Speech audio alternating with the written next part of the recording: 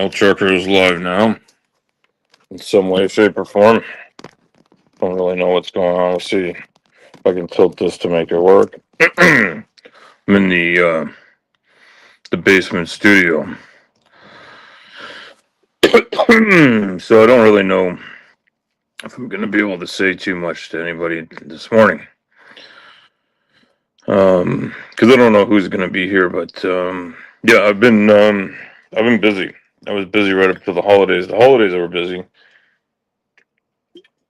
and I've taken a few days to be off. There's a couple of maybe it was going to work, maybe it was not going to work, right up to the last minute kind of thing. Yesterday morning, checked in with my boss. It was a snowstorm, a lot of blowing snow north of here, not too far north. It was just rough conditions. I said, let's wait till it's a better day. No need to force it in on New Year's Eve. So I got to spend the day with my family. So let's start out with a movie review. I took my son to go see the latest incarnation of the Anaconda franchise, which was actually pretty good. It was a very funny movie. I sort of remember watching Anaconda back in the '90s. Actually, there was a couple of movies like these sort of monster thriller movies that were made, and they've always sort of had a campy sort of thing going. And they've always been a little funny just because of that. They get like a cult following. I did not know that there was a cult following for the Anaconda franchise. I didn't think it rose to quite that level, but sometimes you're into what you're into and you miss what other people are into. So many of you know that my son is a huge fan of all living creatures, really, but mostly paleo animals. He's really into dinosaurs and stuff like that, but he also likes reptiles a lot. And we're lucky to have living pretty close relatively to the GTA. There's a couple of these little reptile museum things. And I actually grew up with my father's friends having a reptile place. They were basically trying to breed and develop reptiles. They lasted for quite a while doing that, and then it ended up they changed course in their business and did something else. And the gentleman that built the place originally, it was actually my father's my father's construction business that he was in with his family. Built that property for them, and that was right, probably just before I was born. So I grew up sort of knowing that family and going to hang out at their place a small number of times. It was really cool. I really enjoyed that myself, and my son seems to enjoy checking out these animals. And he wanted to go see that movie over the other options, which were I can't remember what they were. Something about, I think it's Zootopia or Zootropolis. I can't remember. I think it's Zootopia. Anyway, they had a few different ones, and SpongeBob, which my son is generally a fan of SpongeBob, but I think he really wanted to see the Snake movie. So I'm gonna give it 4 to 5 stars because it was really funny. I might even give it 4.5. It was entertaining. We had a good time. It was one of those movies that is mostly predictable, um, pretty typical of the genre, but also very self-aware because it's about some film enthusiasts that are a mix of professional and amateur getting together to make a movie, the new Anaconda movie, where they hire a guy with a pet anaconda to come and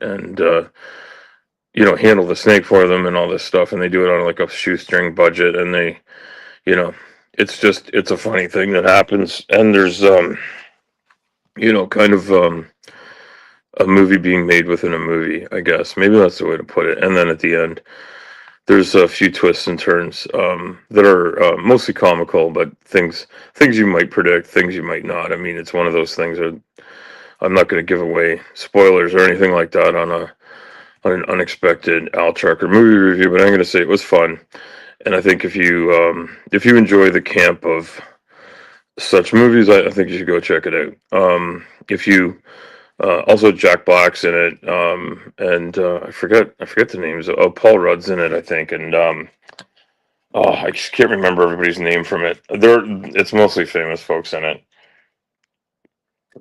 People you've seen in lots of different movies before. I don't know if they've ever been in a movie altogether before, but they did a nice job. It was fun, and sometimes it's nice to just get out there and do something with the family. My wife and my daughter wanted to see a different movie. I think they went and saw the Zootopia movie. And they also had my daughter had to work last night, so we went in two different vehicles. My wife and my daughter went to the movie, then went to my daughter's job, and my son and I went to that, and then we started making supper, and it was great. It was great to hang out with the family. So that was our New Year's Eve. I went to bed early. My daughter had to work this morning. I woke up and took her to work, and I decided, you know what, I'm going to start off 2026 with this show because I haven't done one. I don't think most people expect me to be streaming at this hour. Usually, at this hour on a Thursday, I'd be at work, or at the very least on my way to work, but usually at work by this hour. So it's nice to have a holiday. I'm just noticing my hat is making my eyes super dark, but I don't know. The light makes my head super shiny, and it's kind of cut off. But then you just see I'm in my basement in the little office we have set up down here. So I'll move on from the Anaconda review. I do think it was a fun movie to see. I wouldn't go there expecting an accurate portrayal of what it's like to work with anacondas in the Amazon. I would expect to have fun. So hopefully that ding doesn't come through. I don't know how many people are going to do that as they wake up this morning. There's got to be a way to silence stuff like this on the phone. But anyway, here we go. So I think I talk a lot about things that worry me and bother me in terms of living with my health conditions and stuff like that. And one of the health conditions I live with that's maybe one of the main drivers of some of my other health conditions, and it's hard to say which came first. But one of the main things is living with obesity, and then there's all the comorbidities that go with it. And so as I thought that because I've already started to see in the last week an inundation of ads targeted at people who want to change their body, they want to change their lifestyle, they want to change their habits. And there's a big sort of cash in on stuff like that happens. Oh, hello, Holly. Good to see you, Holly. Welcome. Happy New Year. Happy New Year. I think I saw you. Well, I'm sure I've seen you a few times in the last week in people's chats, but I think I saw you in just before I went to sleep last night. I was watching DC, and she was doing the ugliest jewelry of 2025. Yes, Happy New Year. So glad to have you here. So yeah, as people know, I'm easily distracted, so I try not to be. I did take my new ADHD medication this morning. I tried one, didn't seem to help. I tried another one. My wife says she doesn't think it's working at all, but I think it is helping me with some stuff. So I'm gonna try to concentrate on this. And if I'd really been thinking, I would have pulled out this sort of little, I don't know if you call it a blog or whatever. I don't even think you call it that. I made a post. There's one of the groups I work with has I'm going to call it a private social media type arrangement. It's kind of like Facebook for a small group of people. People are welcome to join, but it's curated and managed probably a little bit more stringently than your average Facebook group. I think I'll put it that way.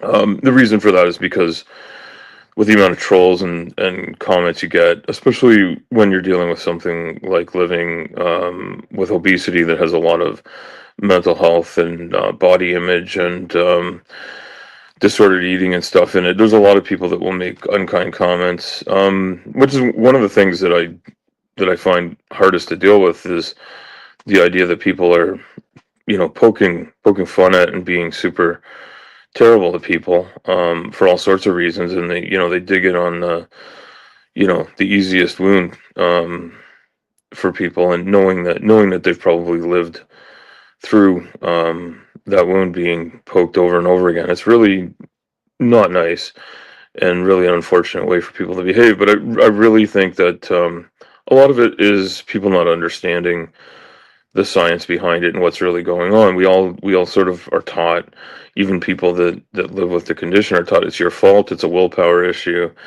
And despite the fact that many of us have made, really, you know, major efforts over and over again that fail eventually, are told that it's our fault. We didn't stick to it long enough, hard enough, whatever. And so this is the time of year where new year, new you, bullshit, whatever.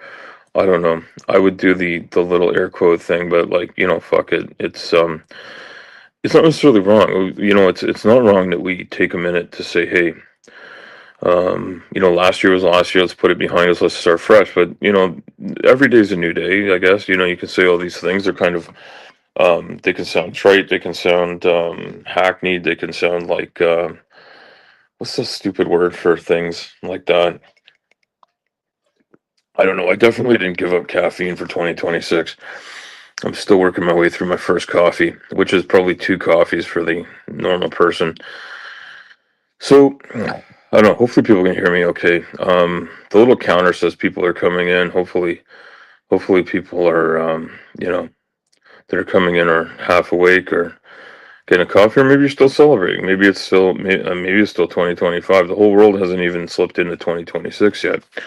But what I started writing was like, there's all these attempts to gather income from the desire of people to change their lives, and I've complained about this before, but it really gets me thinking about this whole concept of how the industry works, because you can see its monetization is really strong at this time of year. It's there all the time, and they'll pretend like this is your last chance to sign up. It's always, look at any business, it's always, today is your last chance to sign up. It's not your last chance to sign up unless the world blows up tomorrow. It's not your last chance to do business with anybody. Any real business will do business with you right now. And I'll tell a story about that in a second if I can keep my brain focused. But I started thinking about all the things that have been pushed on me, and one of the things that I've seen a lot of recently is a certain type of ad. It looks like an endearing story, and you know what? I think in some of these cases there's a real person involved. The thing is, another group of people are showing another side of it, which is something I truly appreciate. Um, I think I've mentioned there's a Canadian diver. I think her name is Molly, who does a lot of videos. She's like a Red Bull diver. She does amazing cliff diving events and competes at a high level on that. And she's a person that's been attacked for her body because she shows up on her streams almost always. I don't know if she's ever done one. She's not in a bathing suit, but she's in a bathing suit because she's diving. She's not a person who comes off as really um, selling sexuality on her channel, although maybe she is in some way. But to me, it's mostly her personality, and she's really good at diving. She's amazing at diving. She's got a great personality. She comes off as a very friendly person, but she also talks about these body image issues, and I think it's important to note. And one of the things she did is she showed what her body looks like throughout the day, um, and how much it can change. And she said, when someone shows themselves being this way in one picture and this way in another one, it doesn't have to be months apart. Like some of these people can look that different in a day. They just do these shots, they doctor up photos, and so they're selling a lie. And I really appreciated that video that she did, because it really sort of put this in perspective. And I think that's something that we should all take take stock of, is like, not everything you see online is realistic.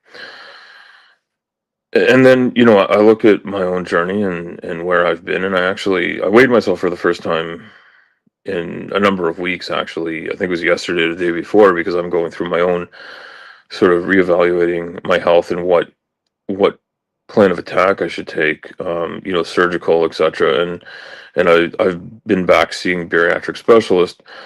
Those that don't know, I live in a large body. I have pretty much my whole life.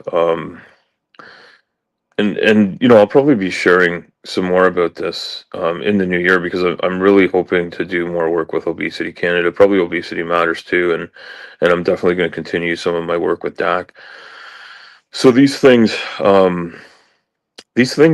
they really truly affect a lot of people's lives, and they get made into a punchline, but then they also get made into a money making opportunity. So I wrote this list, and I didn't bring it in front of me, but I think I did it all from memory.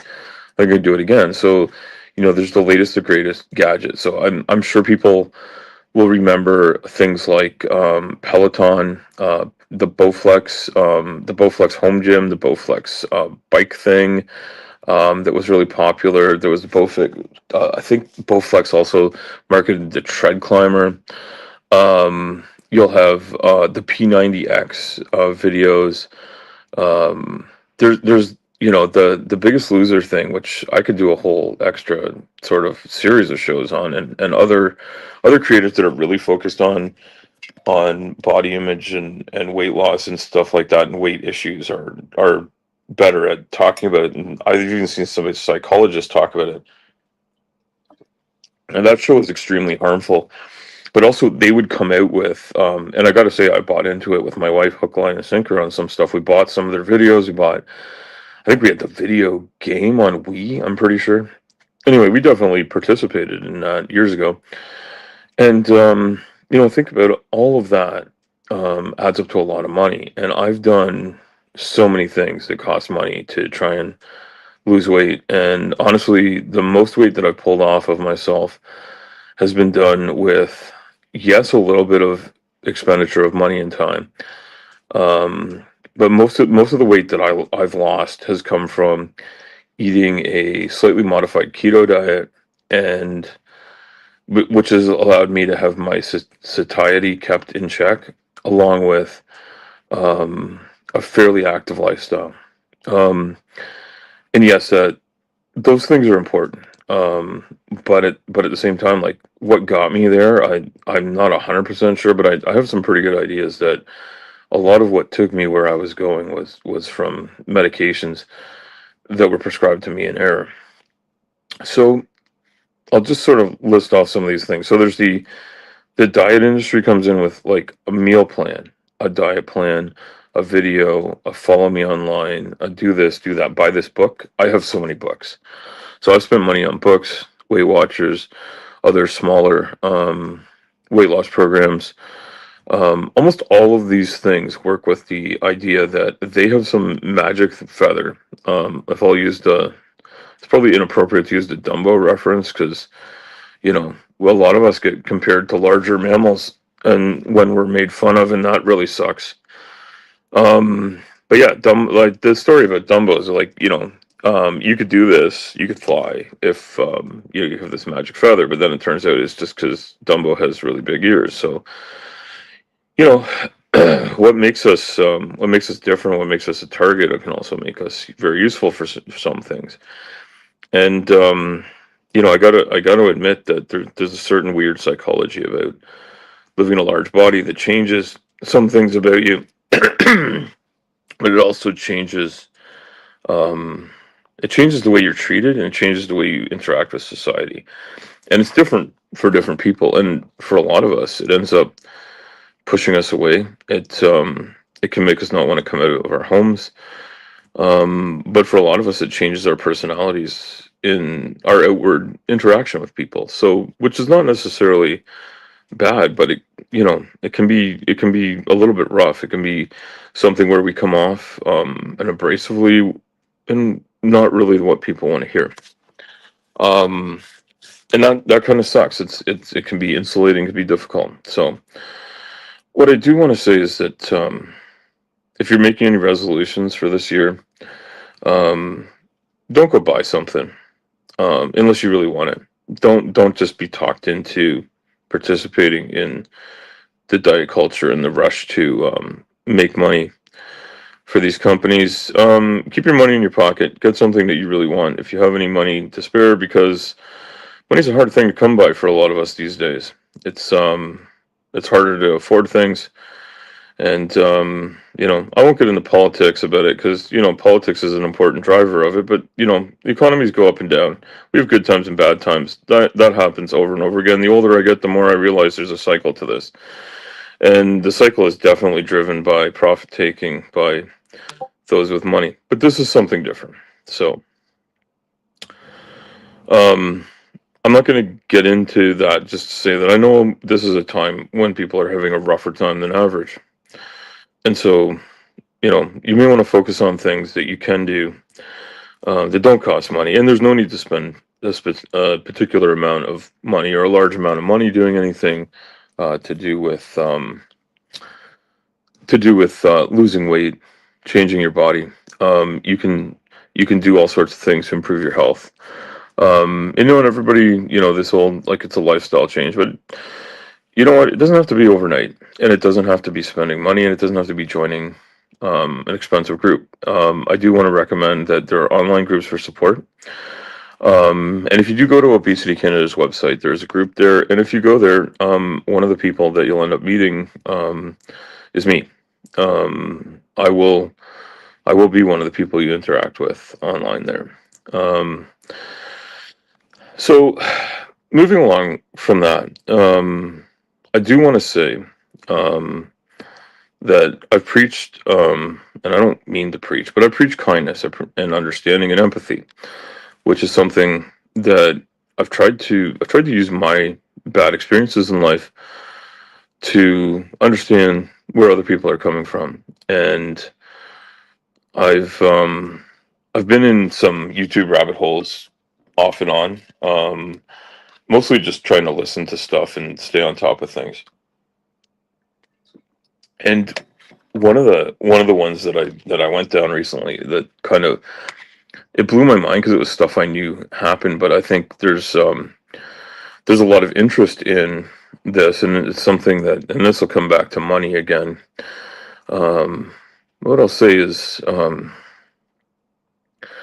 it's this whole thing about the way people are treated in the legal system, and a lot of it's American. So, and there's Canadian examples of this, and probably worldwide examples of this, and the USA being what it is in terms of its output, its access to social media, and the way things are bought and sold down there.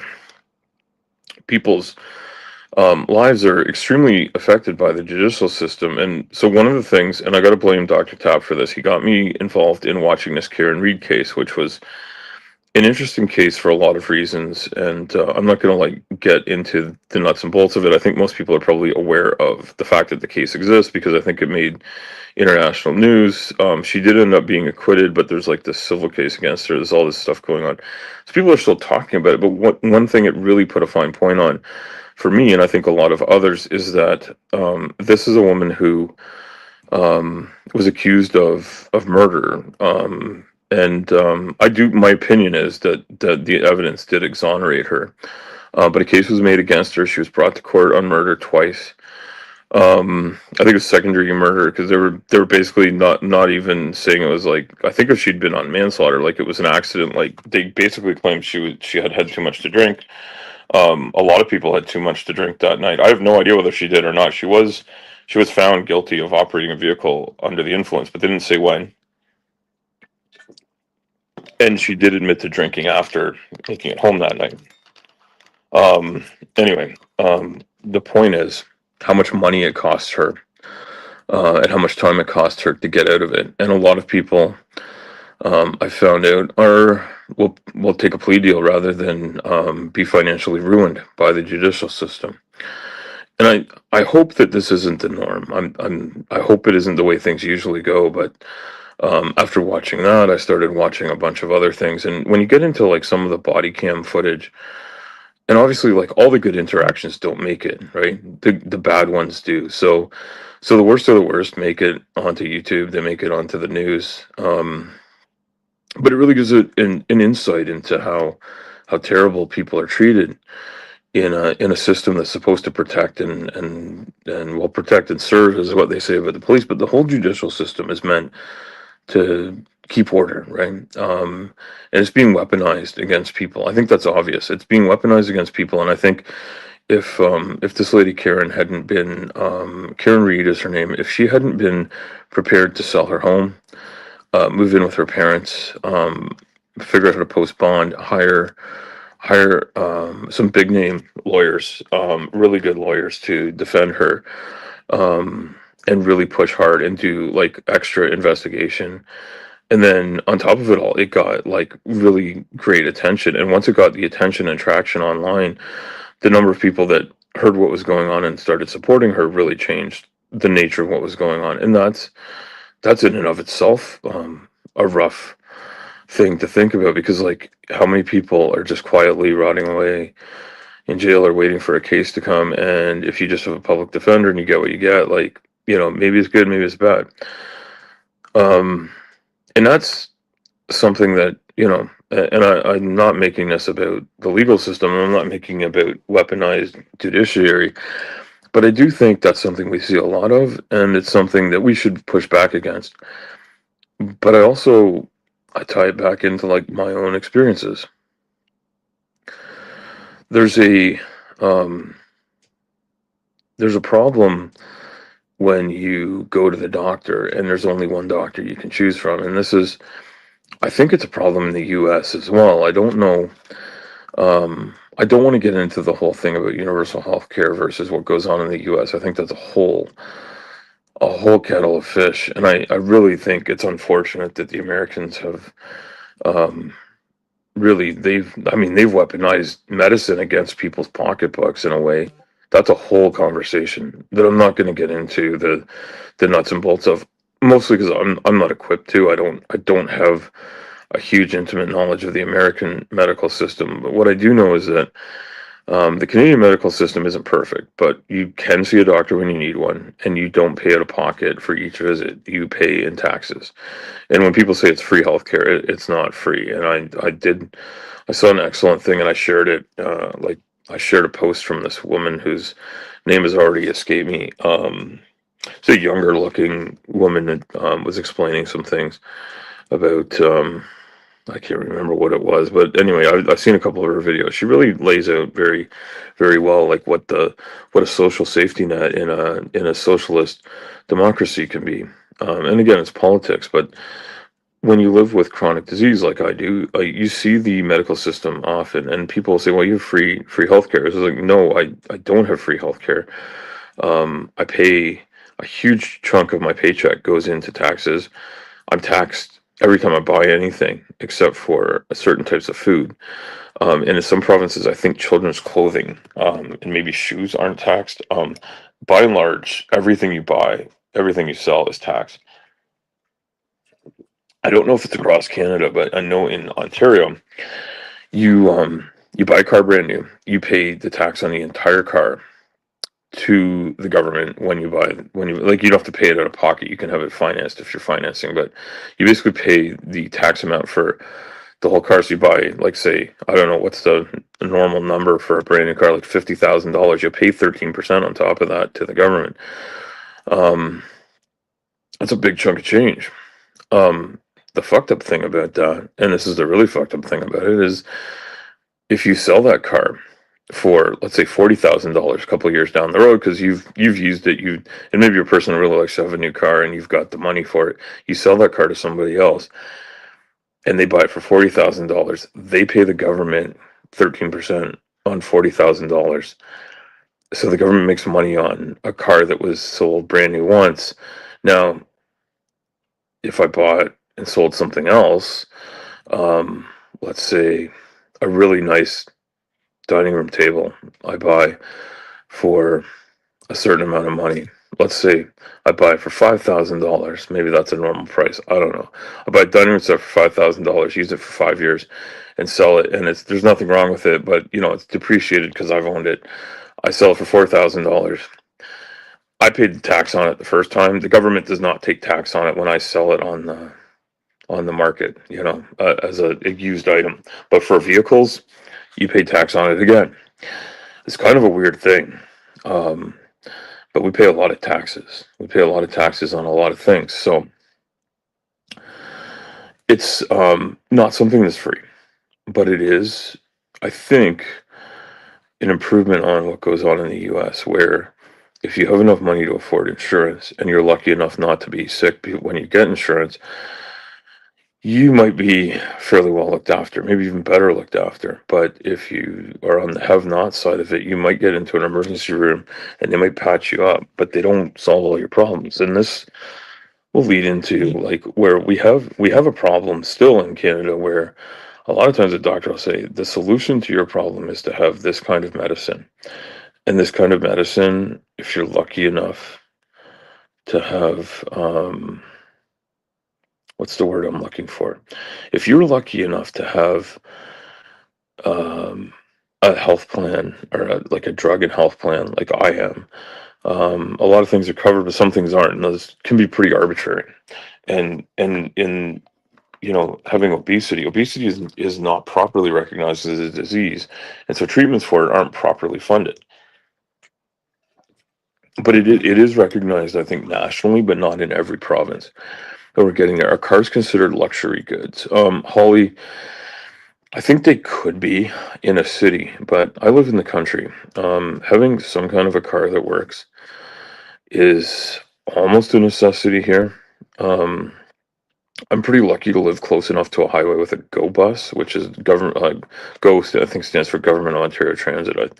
I think they call it GO Transit, so they call it a GO bus, a GO train. I'm sure like lots of other places come up with fun names for their commuter trains and buses and stuff. But these are not local transit like inside a city, but they go from town to town. So these are ones that connect further out places. And I still live close enough to the GTA in Southern Ontario that there are buses and trains that come out this way. Um, I can't remember how far they go. I know they go as far as Kitchener for sure, in the west, and they go to other places in the east. They run out on the line. I think as far as maybe Port Hope in the east, and I know they go north. I think maybe as far as Barrie. So people that are familiar with Ontario probably know where those places are. But the thing is, most of that goes in sort of a spoke shape too. You can go to downtown Toronto and back to wherever you're from, but you can't. What you can't do is you can't travel between two towns very easily unless they're on one of the spokes. It works for some people. Doesn't work for me. And honestly, I don't think people want me on public transit with my big transport truck and all of its goods. It's not going to work. But I'm in transportation. But I need a little car to get around. Hey, Purple, good to see you. Good to see you. Welcome.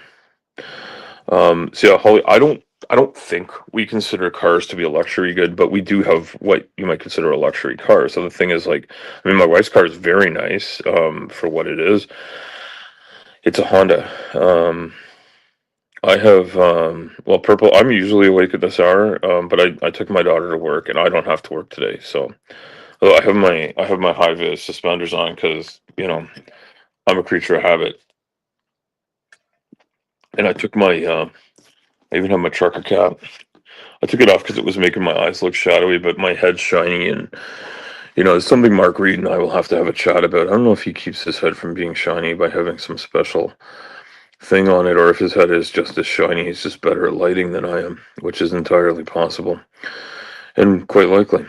So, and Purple, I'm sorry I wasn't able to participate in your Christmas marathon this year. I've enjoyed being part of it previously, and I love that you do that for the community.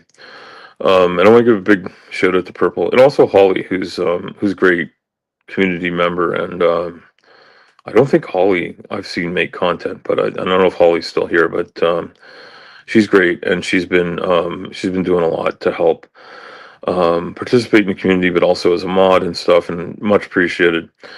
Um, so yeah, I don't know where things fit into, but I know like my wife's car, for instance, which is a newer car.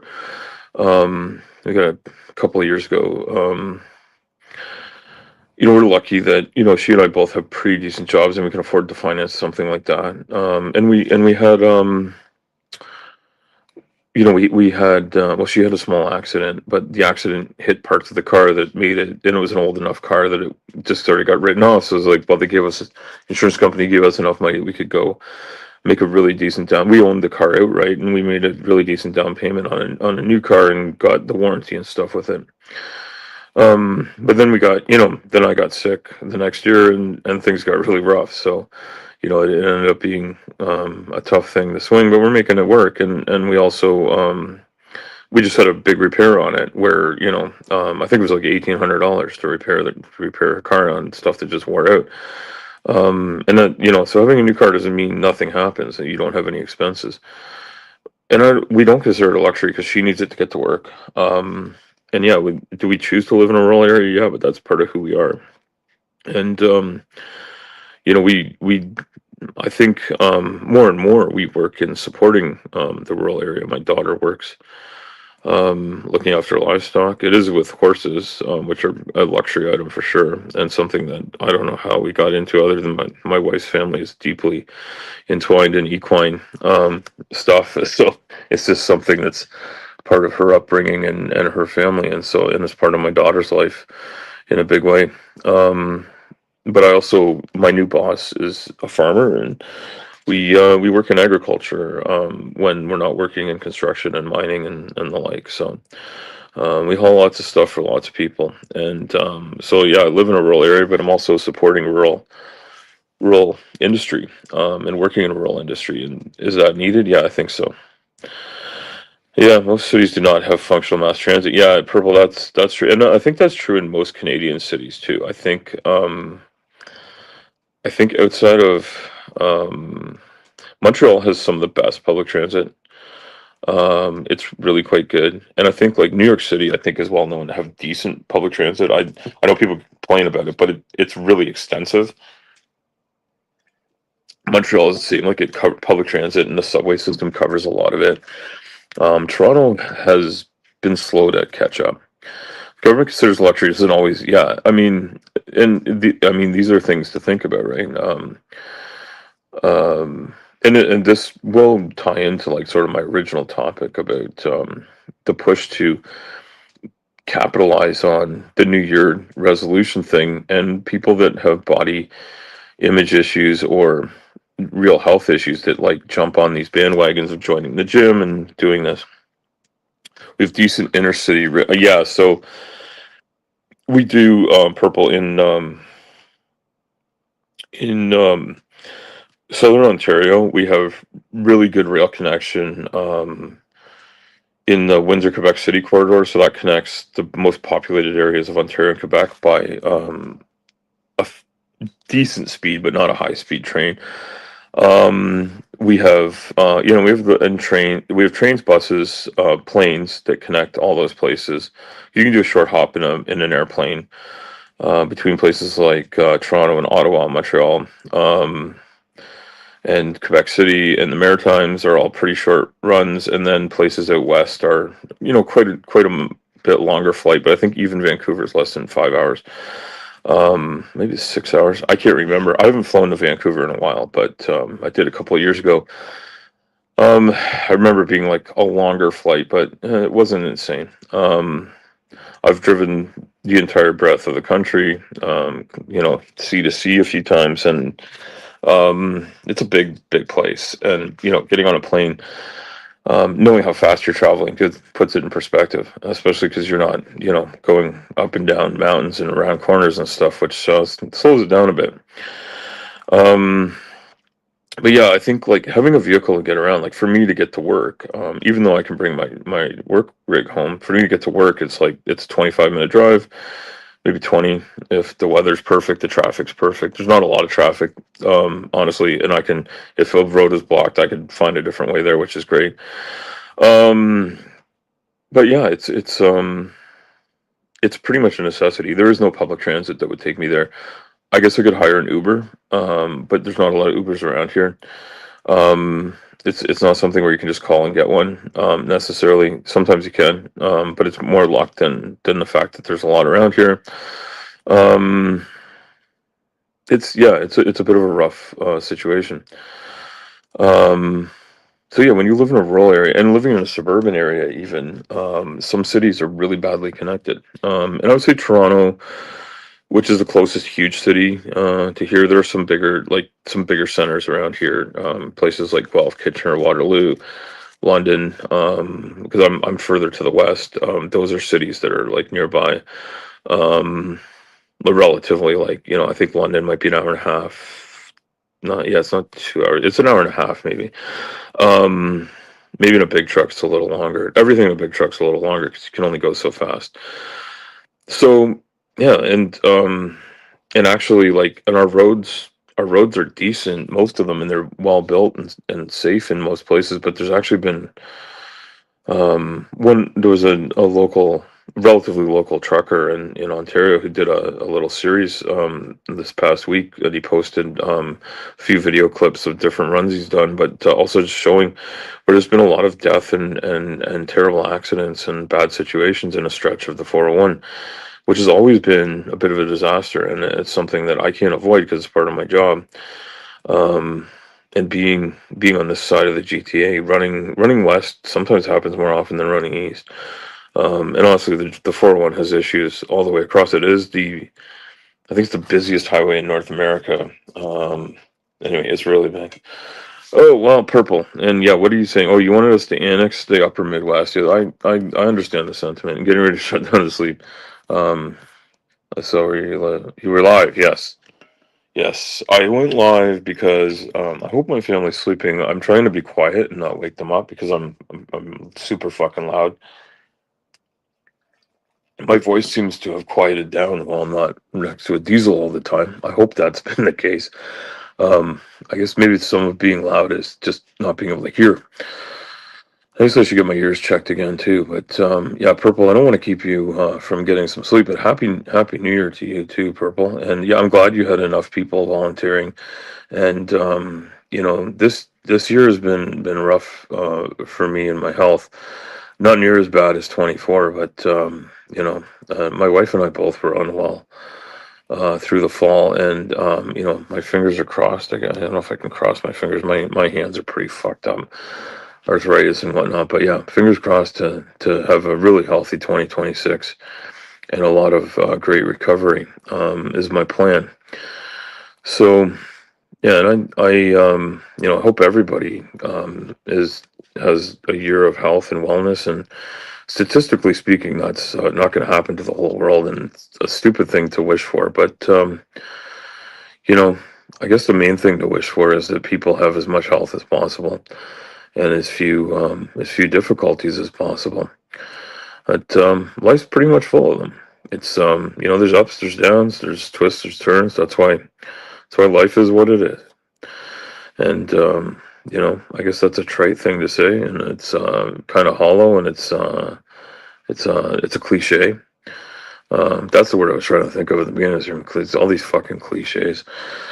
So I was talking about having good health care to get treatment for certain diseases. Like, one of the things that we have a problem with here is, and I don't think this is a problem that's non-existent in the US, where maybe you can shop more for a doctor because of capitalism, but at the same time I hear a lot of people saying you can't shop for a doctor because if you have an insurance company, the insurance company tells you which doctors you can have.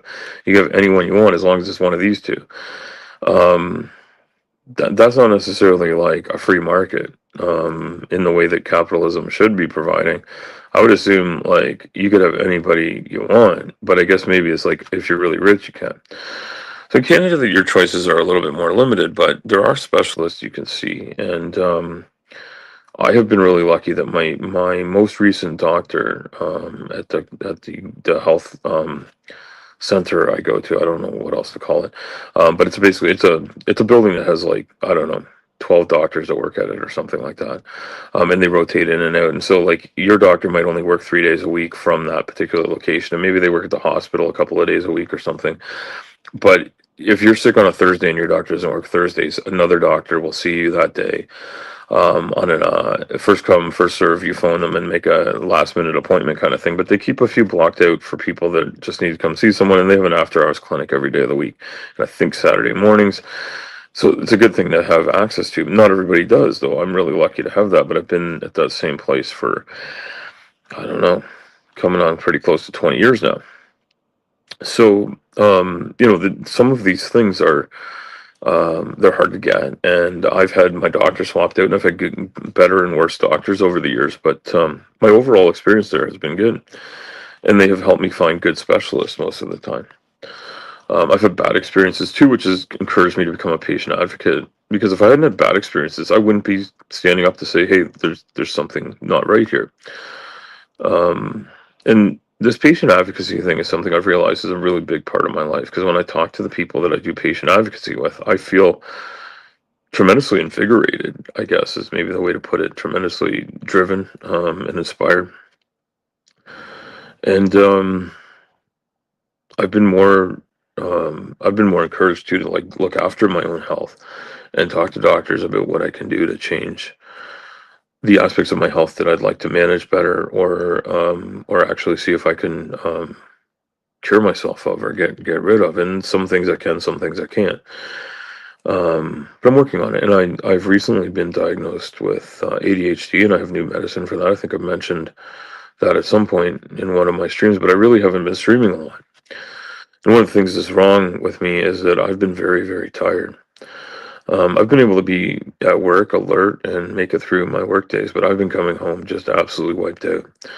And I actually went to the doctor this week, and I went and got some tests done to make sure I'm okay.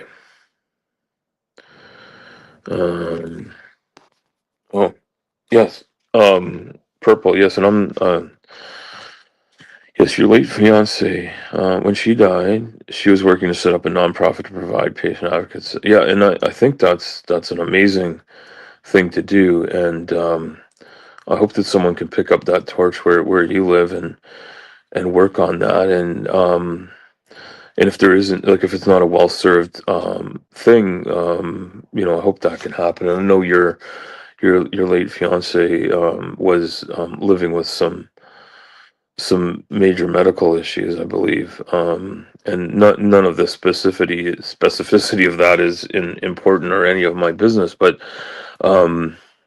we keep health generally private. But the fact of the matter is, a lot of us have health issues, and I can talk about my own health issues, and I can talk about people I work with that have them, and yeah, it all fell apart. Yeah, that's unfortunate, Purple. I know you have lots on your own plate, and that might not be a particular torch you pick up, but there's always people that will, and there's some existing groups, and there are groups that will help get another chapter put together, or the like. And sometimes it's easier to work with an existing system. But not every organization is perfect, and I wouldn't even say the organizations I work with are perfect. I just think the people that are working as hard as they can, and that's something I appreciate, is to see the hard work and dedication from the individuals that are involved. It's not just a job to those people. The places that I've been working with are patient led, patient run. Yeah. This is not Sloth Girl. Okay, I'm sorry, Purple. I guess I don't.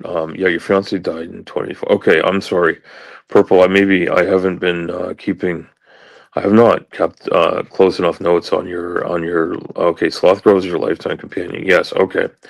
This was a different person. I think I even have heard you explain this before, but I have not kept my notes up to date. So yes, so I did not know you in 2014. So maybe this is not registered for me. And I'm really sorry you lost your fiance. I know you lost Sloth Girl too. Yeah, no, this is losing people in your life is really, really hard. It's something I was thinking about, because this I'm having trouble even catching which year this happened. Um, my sister sent me a message yesterday with a picture from a store, and this is a hopefully this is a story people find fun, fun or funny or whatever. But my sister and I grew up with. My father was also a truck driver for, especially our younger childhood. So he was gone for weeks at a time and then come back home, and so it was kind of fun to have my dad around. And my dad was also like, he was like a lot of dads. And this is stereotypical and not, this is not, I don't want to put all dads under the bus here. And I'm one who will, I don't think I'm around a bit more. I'm not around enough. And my wife will tell you I'm not the main, parent or the one working the hardest at home. I'm not.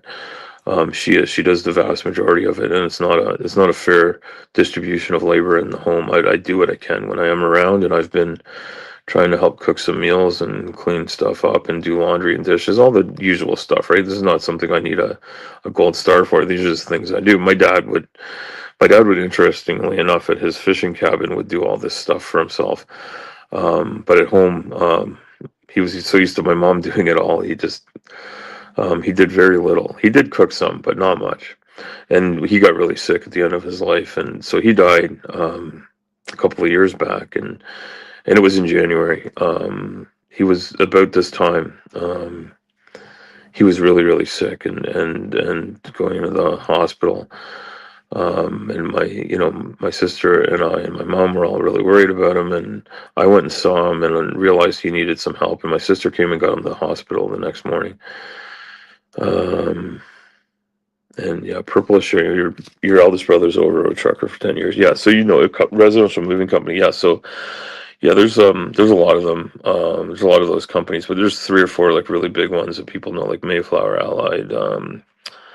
I can't remember what's the orange one called, but anyway, and there's a couple of them in Canada that maybe they don't exist in the States, right? So, but yeah, there's some big nationwide or continent-wide moving companies, and some of them actually are international as well. They contract with other companies. So yeah, I've never done that type of trucking myself, but you see these guys out on the road quite a bit, and it's a pretty big job to pack up a whole household and move it a great distance, right? So, what's become really popular is these little pod containers. So depending on the size of the house, and some people will load it themselves to save some money or to look after their own stuff their own way. And that is one thing I have done, is move the pods around. But I didn't consider myself to be like moving, like doing house moving.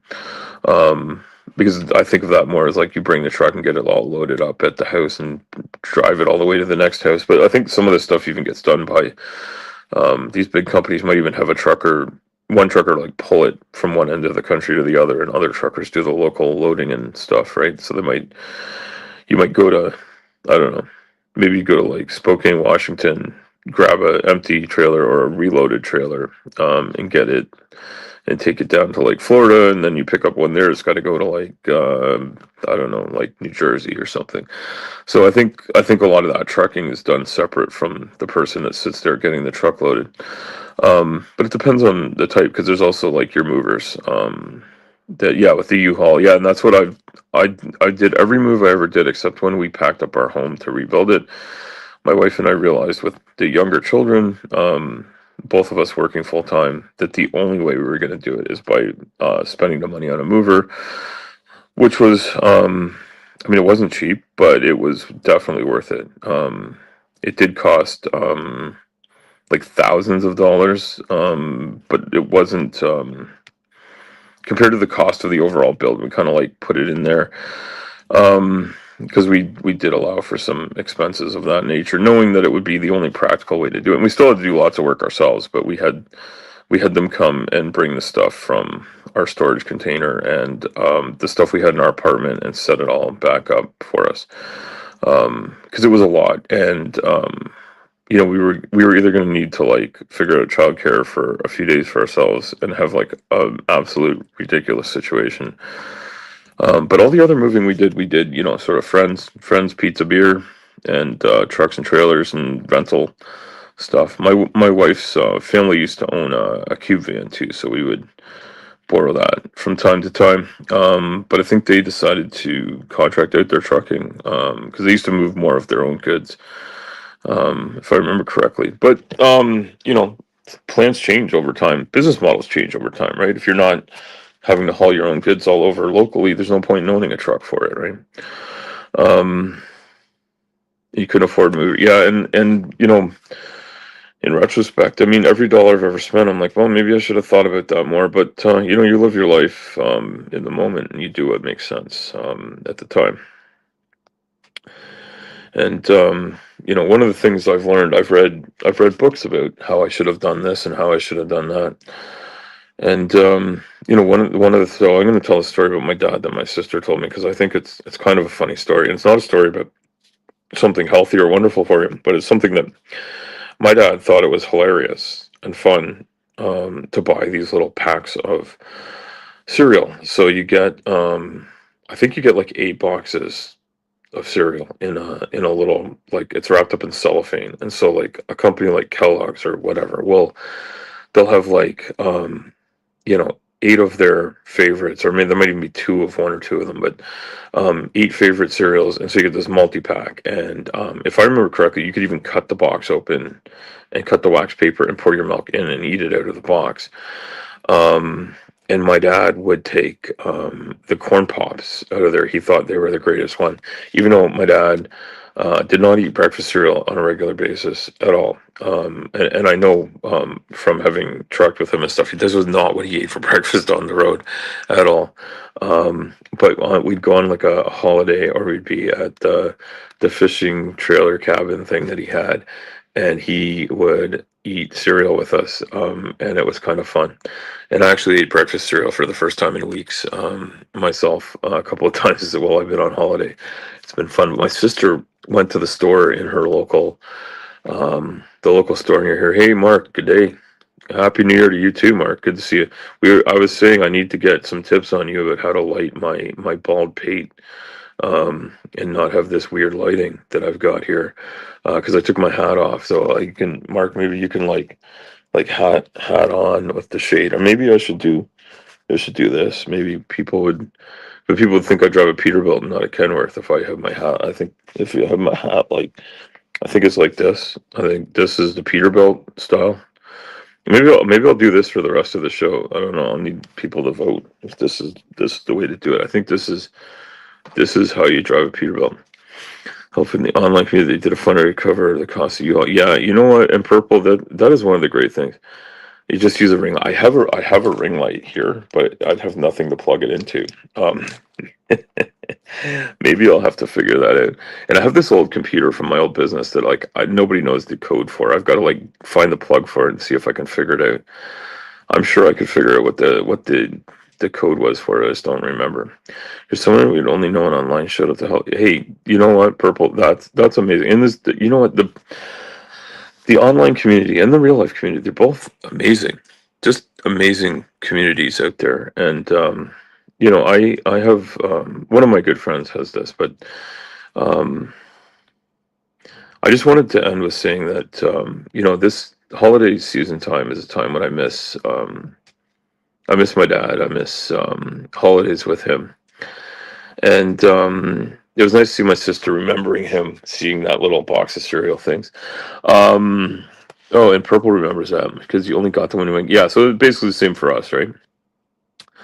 Oh, that's okay, Mark. Mark, enjoy your prep. I know it's a lot of work, but Mark, great to see you. I'm glad you dropped in. I don't usually do a morning show here. I definitely don't do a New Year's Day show every year, but I'm doing one now. So good luck with your show. Hopefully I can drop by and see some of that.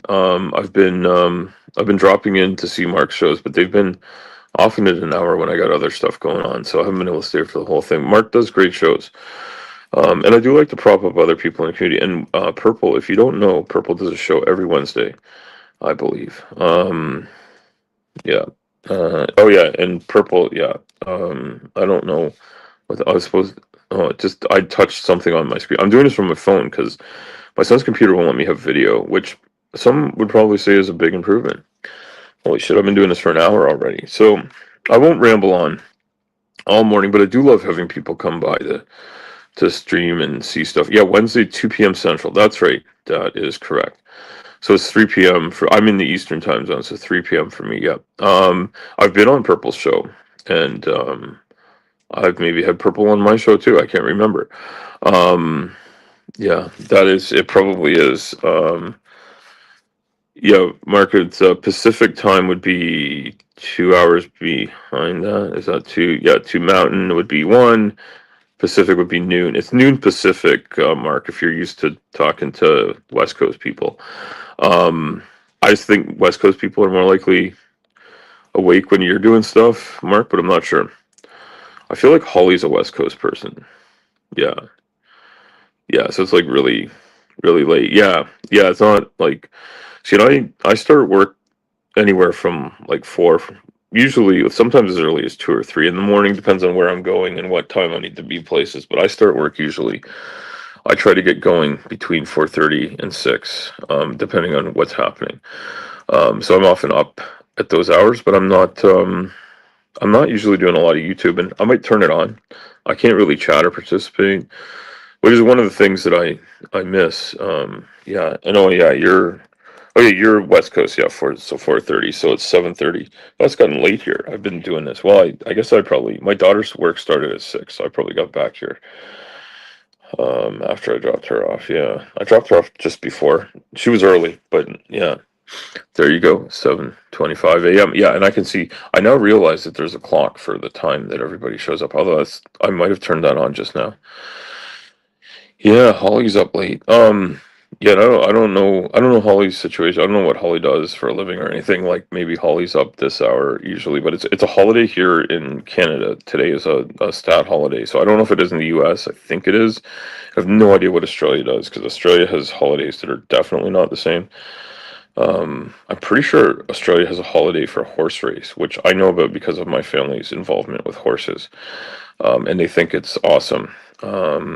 It is a holiday there as well. Okay, yeah, purple's been burning the midnight oil, as they say. Um, yeah, in Melbourne, the Melbourne Cup. That's it. Yeah, yeah, yeah, yeah. And I mean, that's kind of a fun thing to have the day off for. I think like I know that there have been days where Canada has had unofficial holidays where a lot of people aren't showing up for work for certain hockey games. His government offices are closed, no mail. Yeah, yeah, yeah. That would be the same. Yeah, yeah. So maybe stores are open and stuff, and it's probably a mix here. Most stores are probably closed, right? You get a holiday for the king's birthday. Okay. Um, we have a holiday for Victoria Day, which is the Victoria Day long weekend. People call it the May 2-4. Um, and it's so that's a queen's birthday, but it's a couple of queens ago. Um, no one cares. Yeah. Yeah, it's interesting being in like a modern Commonwealth country with the monarchy existing but not really being a big thing. It's kind of like a weird peculiarity. But yeah, I'm not sure how Australia does it. I should just look this up because I could Google this. But we have what they call a governor general and lieutenant governor generals. Anyway, and they have these people that are basically supposed to be a representative of the crown in here. Yeah, the Constitution is a rough guide at best. I think Australia and Canada have a lot in common in terms of being like very big countries with relatively small populations located in very small settlements relative to its size. Like relatively small landmass settled, I guess is what I mean by that. Um, and yeah, so there's some similarities, but I think there's a lot of differences too. But um, I think the main thing is our accents are really different, and our wildlife is pretty disparate, and it's is that the right word for it? They're not we don't have the same animals. So probably rabbits. I think rabbits are everywhere, and um, rabbits are an invasive species there. I don't even know if rabbits are invasive here, but they probably are. These are basically just upside down Australians. Yeah, I mean that's certainly one way to look at it. I did look it up. We're antipodal to someplace in the Pacific, which is Australia adjacent, I guess. Um, I I've never looked up to see if any place in Canada is antipodal to anywhere in Australia, but regardless, we are upside down Australians.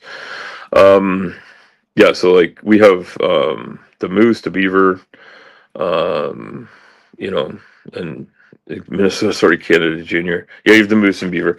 Yeah, Purple. I can't remember if I told you this. I know I told MC Toon, who's also another Minnesotan, that I was just across the river up in Rainy River not so long. Well, it's been a while now. I guess it was in the fall. I can't remember the last time I went to Rainy River. And I've been up north a few times last year. It was last year. No, hey Journey, good to see you. Um, Great to see you, Journey. I'm doing an impromptu morning stream for New Year's Day. The Al Trucker New Year's Day stream where I complain about shit and talk to upside down Canadians, which is what an Australian is. And Mark's just said he's gonna go, and Purple's got to go to bed, and I don't wanna hold people up because the problem is if I'm overly charming, people will just stay here and never get any sleep or get any work done. My voice is starting to get all weird. I think I actually just need to clear my throat and have another sip of coffee. Yeah, that's it. That was what the problem was. Um, so yeah, I guess I've been doing a lot of thinking and a lot of stewing and oh hey, there's Brian Stevens. Good to see you too. Yes, and Sundry. Um, yes. I've been doing a lot of thinking because, like, I drive and I think and I mull stuff over, and there's so many things going on in the world that affect us, and I've got to come back to where I can make a difference, and so that's why I started off my stream talking about this New Year thing, and I wrote this little blurb, or it's not quite a blog in this thing here. And I see people having nice. You got it. You need to be boring. Stop typing and fall asleep. Yeah. I could do that. I could do that. Yeah. Well, I do. I am told by my family that I'm quite boring, and nobody can believe that I have a YouTube channel that anybody is a member of. But I did make it to 200 subs last year, and I meant to do a 200 sub special. And I haven't checked to see if anybody's dropped off. Some people may have, or maybe people have joined. It's hard to say. But I haven't been doing much to make anybody want to come here.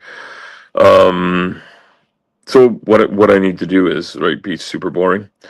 Yeah, 200 was like it is a pretty major milestone for me because I started with nothing, and I think like a couple of years ago I was like I might start making content. Like I was watching people make content, and I was like I might start making content. I have some things I want to say.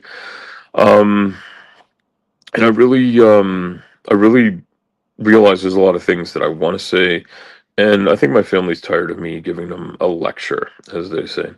And so I want to talk about things that interest me. And a lot of what interests me is based in science, engineering, technology, and I always talk about how much I love physics and astronomy and the cosmology and the universe and stuff, which is awesome. Yes, Mark, great to catch up with you here quickly on a stream, and I'll try to be dropping by your streams again. I know I have notifications set for them. Hey, Brainless is here. Happy New Year, Brainless. Brainless is probably like one of the Brainless and Mark are probably both talking to me at normal times of the day because in Europe I think it's awake time.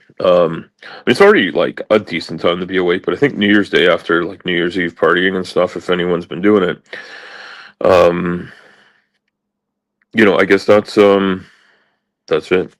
Try Shannon Q. She didn't make any content until she had 1,000 subscribers. See, but Shannon Q is she's a fellow Canadian, but she's Shannon Q is charming as fuck. Um, she's if I can quote um, a Samuel L. Jackson line from Pulp Fiction. Shannon Q is, I'm paraphrasing. She's a shit ton more charming than that motherfucking Arnold on Green Acres. Um, you know, um, I think that's important to say. I also want to say that was in no way meant to equate Shannon Q with any porcine animal. Shannon does a great job of knowing a lot of shit, communicating very well, um, and being charming and engaging, right? And so these are things that I don't have, but I'm working on. Um, I do sometimes do fairly well at public speaking. Um, I'm not sure why, and I don't know why I keep saying because I guess it's maybe because I didn't come in here with a script to read or talking points like written down. Maybe that I should think about that. I if I knew how to do a poll, I'd put one up to say, hey, who thinks who thinks I should start who thinks I should start doing planning for my shows if I am able to do any. So yeah, and I don't think I'll do much longer of a stream here, but I have managed to, like, the little eye says there's 5 people here. Um but I do appreciate people coming by and saying hello and seeing what's going on here. And my main reason for coming on this morning, and I'll get back to this point, is that the diet industry, the fitness industry come up with all this stuff, and I want to say we had this we've had this cycle going on for decades now, and it's changed a little bit in social media. And I started talking about how I'm seeing ads for people that are like that looks like someone saying, hey, I 6 months ago I started doing this and I lost weight, and I thought maybe my body was just messed up, but I did this. And then you realize it's a link to something they're selling. A lot of times it's an MLM product.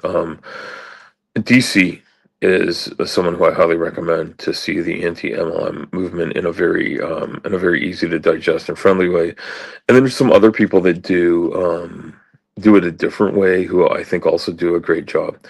Um, what is that lady's name? Um, I think it might be Julie. Julie something. I know there's Julie Joe and there's another Julie. Julie in Calgary. I forget what her last name is. It'll come to me eventually. And then there's also there's so many great ones out there. There's Aaron Bees. I think it's Bees. Aaron Bees does a great takedown of the ones that go for after health and fitness type attacks on people. And they also they really go after people's body image issues and their insecurities about that. Julie Anderson, thank you, Holly. Holly, I know Holly is another fan of the anti MLM groups. I don't Holly and I don't talk much, actually. I don't know Holly well, but I don't know if Holly's ever had like her own involvement with MLM. But I do see her. I see her everywhere, but I do see her in the MLM, the anti MLM channels. In the chat more often than anyone else I see from the I guess it's the atheist community. I don't know what else to call it. But I think a lot of it's brought together by atheism and pushing back against religious institutions that try to control people. And MLMs are very similar. I think that's how the step was made. And I've often explained how I jumped into the YouTube world on this in reaction to working for a guy who was into Scientology, and realizing that was my first job in trucking, and I realized, oh fuck, this is a weird situation. And I started researching Scientology, and then realized there was all these videos, and then I was like, well, but I don't believe in any God. And then, it just sort of snowballed from there. And then I met a bunch of people around here, and there's some tremendous people in this community just doing everything they can to push back against bad treatment of people. And then, yeah, skeptics, debunkers. Yes, there's a lot of overlapping. So you were pitched pretty heavily. Yeah. And I've seen that. I have seen that too. Madge Majestic. Hey, Happy New Year. I'm wondering. I know they fucked up everybody's names. I wonder if that's Majestic back, but that could be someone else. Hail, yes. The anti-MLM movement. Yeah. So I haven't done a lot of anti-MLM directly myself, but there are some that I really am against. And I have what I have done is some anti-MLM songs. And I think they're pretty funny. But of course I think I'm hilarious. I wouldn't write this stuff down if I wasn't. And if people want to enjoy some songs, I have had like the AI Suno app sing them for me because apparently I can't sing. I'm told this very, very strongly from my family. My kids and my wife have all made it very clear that I should never sing. I say this in just about every stream. That is why I have AI voices singing. However, if you know how to sing and you would like to sing some of my songs, please contact me. I cannot pay you, but I'm happy to collaborate and give full credit because I like writing these songs. And I know they're dumb. They're dumb and they're not amazing or anything, but I think they're funny. And if anyone wants to sing some of my songs, especially if you can make it sound really good, don't fall for MLM. Like and stream. Yes, like and stream the share instead. Am I dyslexic or am I just reading too fast? Yeah, I'm not. Don't fall for an MLM. Like and share the stream. Yes, look and describe. When you're quite young, got pulled into Amway, but got it in less than a year. It's understood. Yeah, yeah. So purple. That's I mean, such a common thing. I know my mom did Avon selling. It was long enough ago. I don't know how much of an MLM it was. I mean, it was, but it wasn't like not the way they are today. People have explained to me that Avon was different when it first started. It wasn't like Amway. Amway is one of the older ones. I know there's a few that are even older. And they keep coming back. There's there's a lot of batshit craziness. I think my favorite song to write. I don't think it's my best MLM song. My favorite song to write, just because of what it was about, is there's one where this guy sells. I called it lobster water, but I don't know what he was saying. Like I think he was saying something like if they use water that lobsters have lived in because they use like telekinesis to communicate or something. It's just fucking weird. Back to the humanist guitarist and the artist against ignorance group. They can bring. Oh, that's interesting. Purple. I will do that. I'm gonna actually like. I'm gonna write a note. I'm gonna write a note here. There we go. I'm gonna write a note. Art humanist guitarist. Yeah. I can't write and talk at the same time. Artist against ignorance. See, I would love to, like, for me, it's just fun. It's fun to write them. It's really easy for me to write lyrics for songs. Um, I'm not saying I'm good at it. I'm just saying I can do it fast. I usually can come up with ideas pretty quick. Um, Sometimes I'll come back to them 3 or 4 times and like polish them up, but a lot of times it takes me less than an hour from the first time I get the idea to like write it out. And 3 or 4 times I've heard a song on the radio and I've been like, oh, that word sounds like this word. I wonder if I could use this as the basis, and I'll make a note about it, or I'll actually talk into the oh, thank you, Purple. Thank you for sharing that. So I'll work on stuff like that. And I really enjoy creative writing. I enjoy writing my thoughts down, and I think that's one of the reasons I like. Um, yeah, yeah, yeah. But you're good at naming. Is that what you're saying, Brian? Brian, you're saying a skill you completely lack, but you're good at naming stuff. Okay, so Brian, you're a nomenclature specialist. Um, I do love I love knowing nomenclature for things and making sure I have it correct. It was gonna be a tough thing to do with so many different things to learn. All right, done some song parodies, putting newer songs on. Yeah, purple, and that's basically that's basically what I like doing. And so I play an online video game. This would this would be a good segue into something that I'm hoping will happen soon, and I'm gonna get together with a couple of friends from places you know, and one of the friends doesn't even know. Two of them actually don't know that I want to enlist them in this conversation.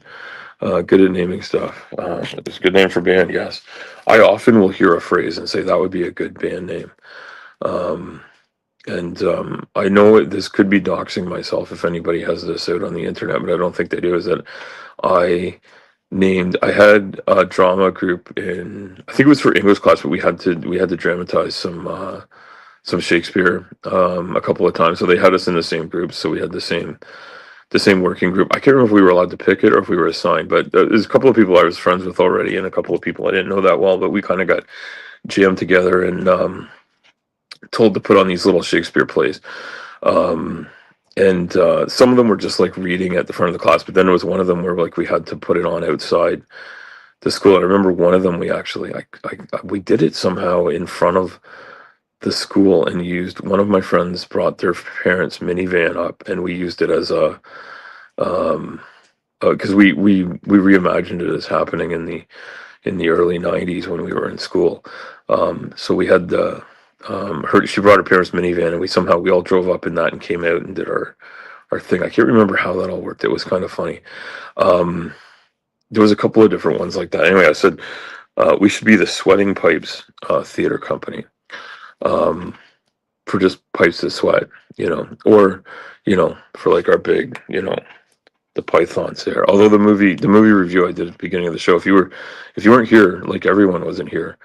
um Yes, Journey, I do. If you weren't here, like everyone wasn't here because no one was here when I started. I did a movie review on the new movie Anaconda that my son and I saw yesterday. Um, okay, okay. What is this?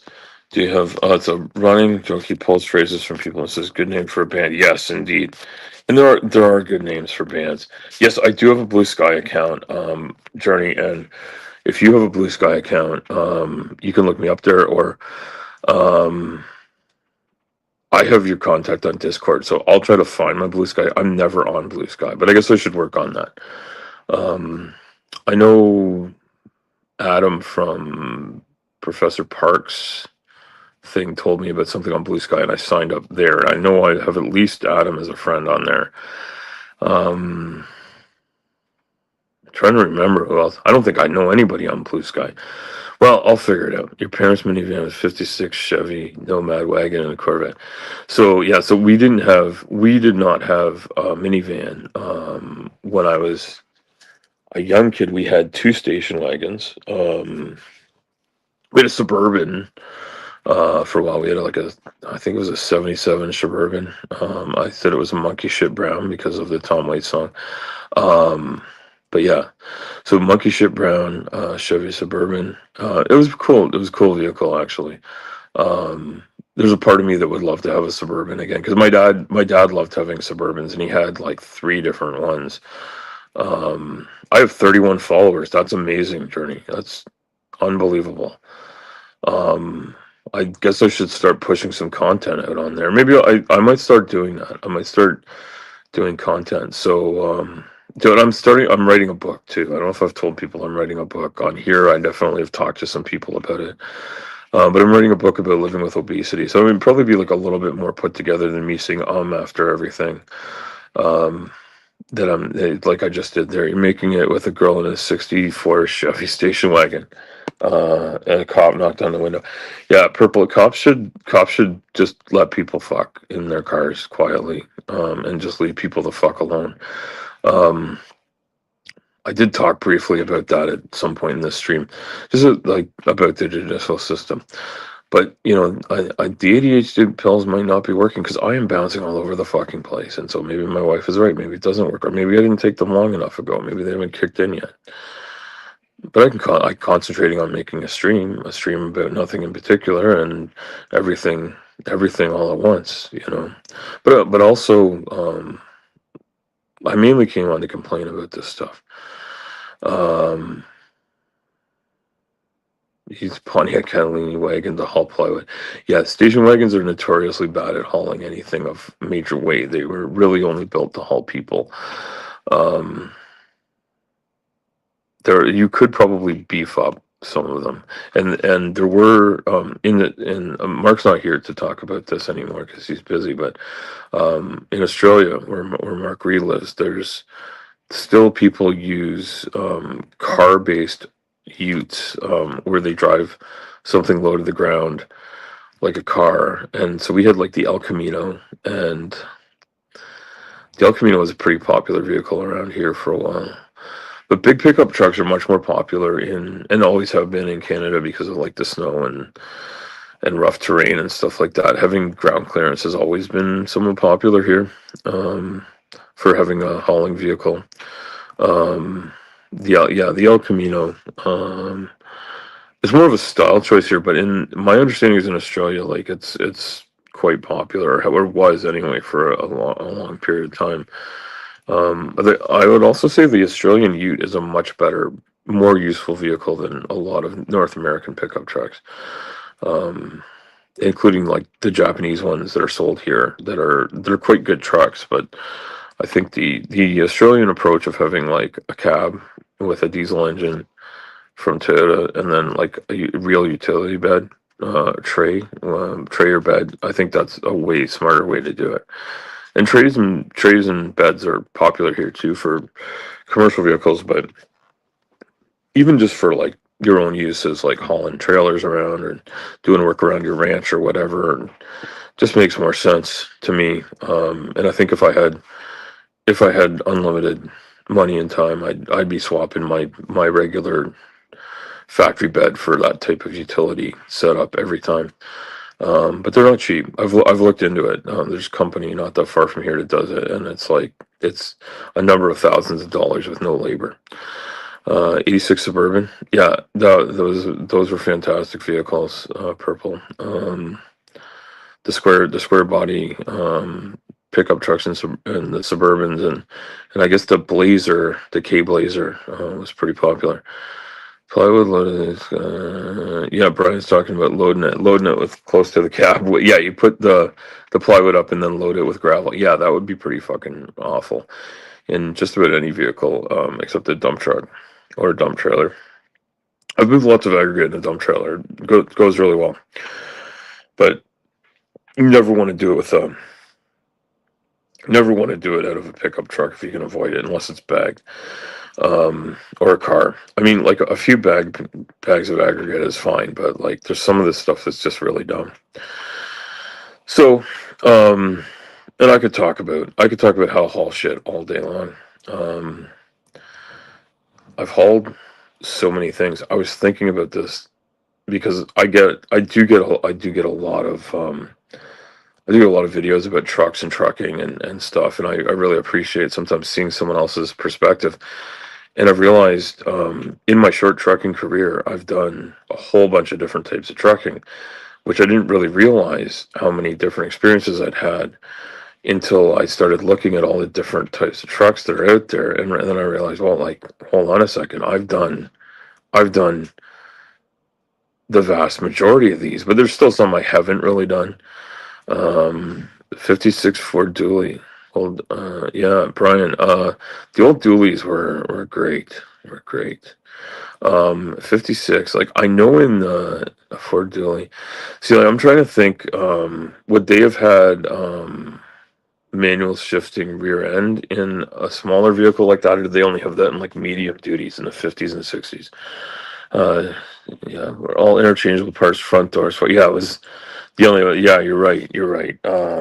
Purple. I remember, like, I'm old enough to remember when those vehicles were brand new, and I also remember when they were the norm, like out on the road. And then when I first got my very first own pickup truck for work was in the mid 90s. I think it was a 96. It was a 96 and it was brand new. And my dad was just like, we're just going to get a brand new pickup truck. Then we got the warranty and the whole bit and just get to work. And honestly, that truck was pretty amazing. And he sold it to one of his best buds. Yeah. Gotta go to show my face. Yeah. Hey, Brainless, go have fun. Go have fun at your parents' place. Have a happy new year. And I'm sure we'll catch up soon. Thanks for coming by. And yeah, I'm sure you'll show us a picture of your meal at some point if you're having a great meal there. Or maybe you'll just make one at home. I don't know, but it was great to see you. Thanks for coming by here. I've been rambling for a long time, so I'll wrap it up because I'm sure people don't want to listen to me. I think like other people come on in the morning. I don't know. It's a holiday, so maybe some of the shows aren't on. I know there's people that are on in the morning that I usually watch. Never owned a new vehicle, yeah. And Purple, that's really like that's an awesome way to go actually in a lot of ways because you get a lot more for your money in those cases. I think, and for me personally, I have a used vehicle now for just getting to and from work and stuff, and I think my daughter's probably going to end up driving it. I can't believe my daughter is old enough to drive, but she's probably going to be driving. Well, this month she'll be getting her license. She passes her test, which I fully expect she will. She's quite good at driving. Um, so yeah, I'll probably be letting her drive my truck while I'm working, because she needs to get to and from school and stuff, and get to work and appointments. So I'm gonna figure out a way to make that work. But I got to get my truck fixed. So that's a problem with having a used vehicle. There's repairs to do more often in general. But I've had new vehicles that have had to go in the shop. I had a brand new vehicle that was in the shop so often that we just told the dealer to get us a new vehicle, and work it out for us so it didn't cost us anything new. Um, and they did take it back, sort of. It wasn't all on their side, but we complained and they made us a deal. And honestly, the vehicle I had out of there, in a lot of ways, I probably should have kept that vehicle. So it'd probably still lay on the road today. I probably just could have kept it, but I didn't know that I was changing jobs. So driving a 2008 Toyota Sienna van, a T-shirt. And you know what? That's great, Purple. And you know what? The one thing my wife and I have noticed over the years is that Honda and Toyota vehicles have just been absolutely fantastic to us. And the main other type of vehicle we've had have been either from what used to be Chrysler, FCA, I guess at the time. I think it's Stellantis has taken over that. I think that's what they're called, and General Motors.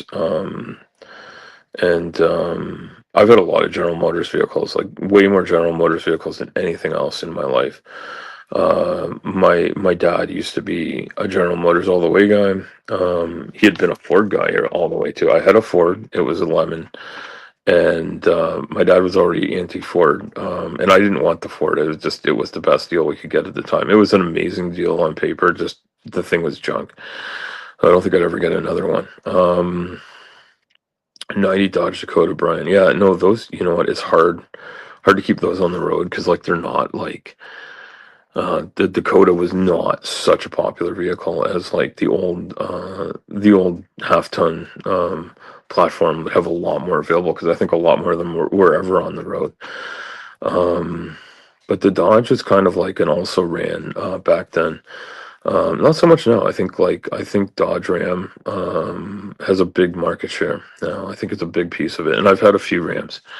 Being a couple of sheets of plywood in the back, close the back, and you know what? I think that's Purple. That's a really good point. Having something like a minivan is like it's just a perfect kind of vehicle for a lot of people. It hauls people. It hauls stuff. It's cheaper usually than something like an SUV, like the big SUVs that are in the same volume. Like they have better capacity usually for towing and hauling, right? But because it's usually built on a half ton, sometimes a 3/4 ton truck. 2000 LEs made with full size bed. Yeah, yeah. You know what, Brian? I remember those old Dakotas were a different thing, right? They were and they were a bit of an oddity. Yeah, they weren't as popular. And then interestingly, a few years later, because I was 90, so I think like maybe I say 10 to 15 years later, it became far more popular to go to these slightly larger mid-sized pickups. Like instead of being like a really small truck like the old Rangers and S10s, um, the Dakota was sort of a little bit ahead of its time in being a little bigger. And then same thing with the old Tacoma was a pretty small vehicle, maybe even smaller than those. I can't remember the dimensions. And those were great off-road vehicles and a little bit of utility. But then the new Tacoma came out a little bit bigger. The Ranger, stayed pretty small, but then I think they've upsized definitely I have a Colorado, is what my current truck is. And it's bigger than the old S10 for sure. Been in a bunch of those. SUVs people want to own a truck would never have any. Yeah, and that's true, Purple. And I think like my wife and I decided for her vehicle, we went to a slightly smaller SUV this time than what we had before. But we like, okay, we got the dog, we got all the horse stuff, we've got to get the kids around. They often have a friend with them, so like a bit of seating is needed. Place for the dog is needed. When we go on a trip, like we need room for our luggage. We don't want to take two vehicles. So having like a smaller SUV has sort of like been good for us as a family vehicle. Um, but I like, there's no perfect vehicle out there. And I'm looking at like, maybe I could get like a small car and have, if I sell my truck, maybe I get some money for a small car and get Kaylee something. But yeah, it's tough. It's tough. It's hard to figure out the right thing, SUVs are people who want to, yeah.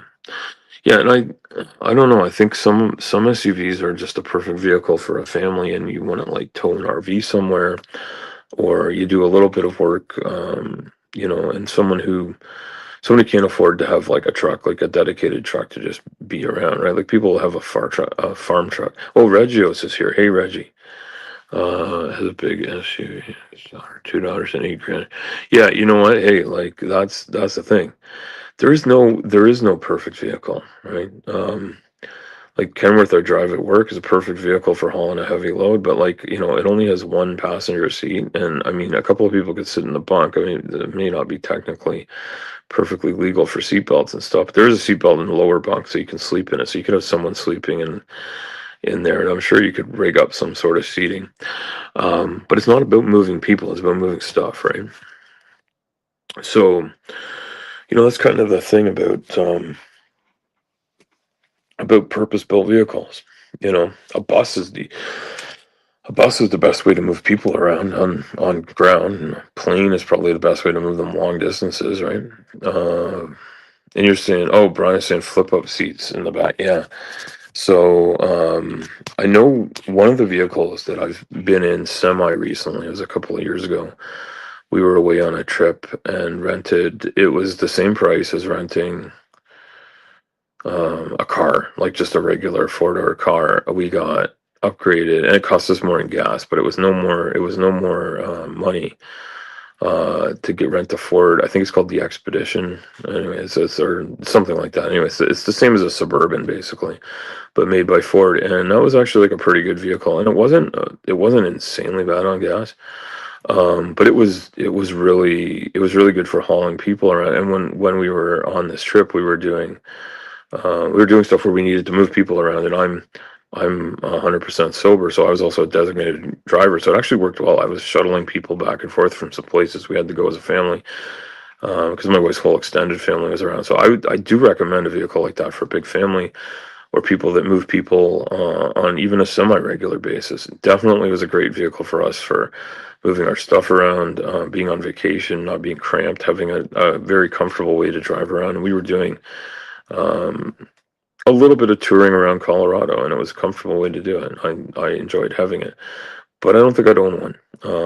It wouldn't be on my list of vehicles to buy. But I do understand why people want something like that.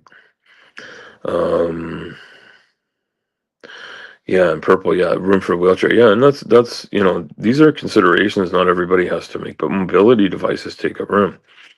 So wheelchairs, I think most people can envision what that is, even if they're folded up. And some people need it depending on the person in the wheelchair, whether they can transfer or whether they have to stay in it is quite a bit, right? Um, oh, convention slept in the van. Yeah, no, and that's, you know what, that's a good way to save money, and it's great.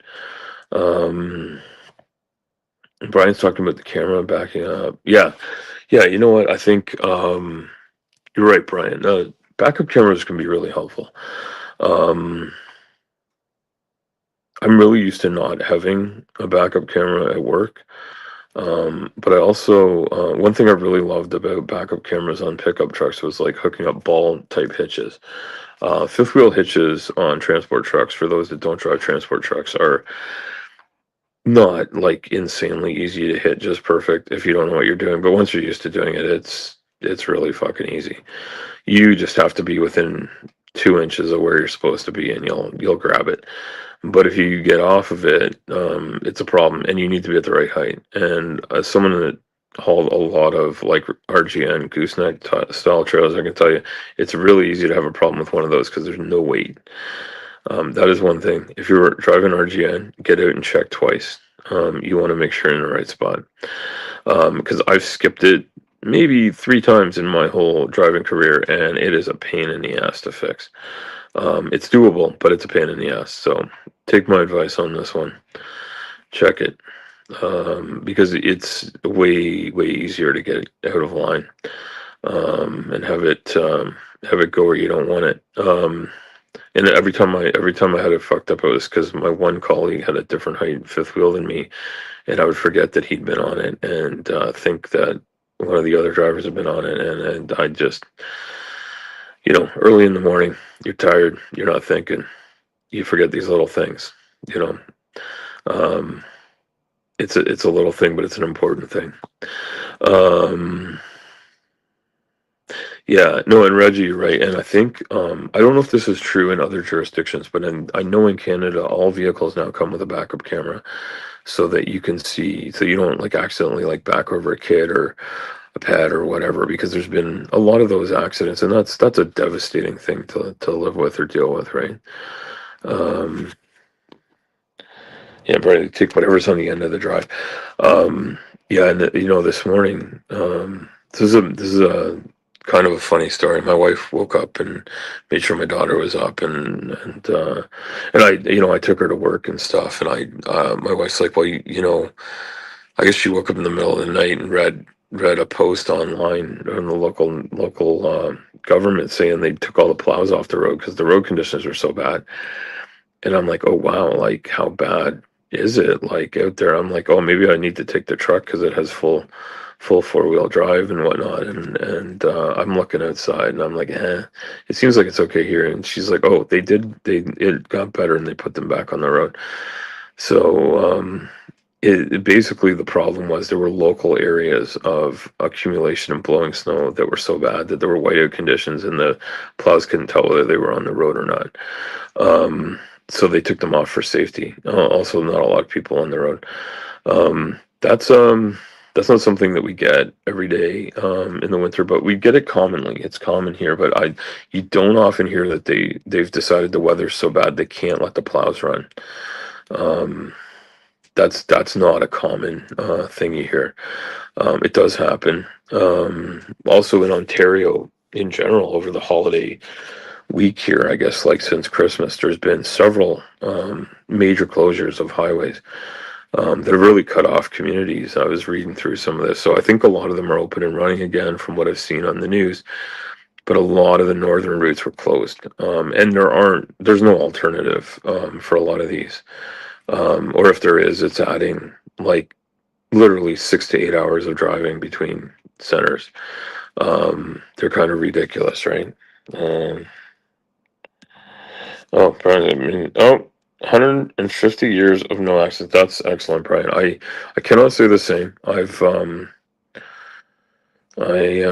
trying to think. Yes, I've been in 2 at-fault accidents in my life.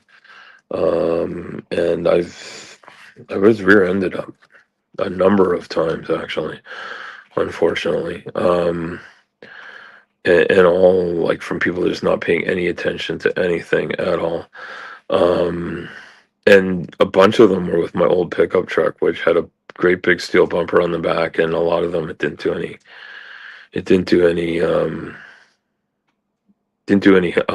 real damage. But yeah, people are dumb. They don't pay attention. A lot of people don't pay attention.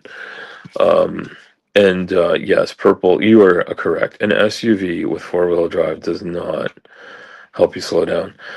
What it does help you do is hold the road, and it does help you go through snowbanks and stuff.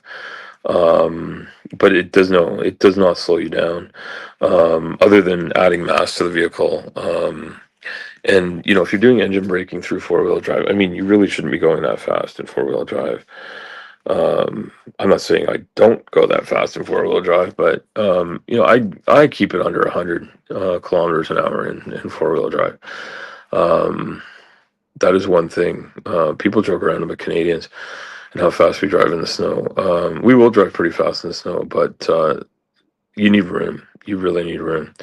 Um, and I will say, you know, this show isn't about trucking usually, even though my name's All Trucker. It's because I am a trucker. But one thing I noticed was a couple of weeks back, I was up not too far north, but up far enough north that the snow was even worse than down here.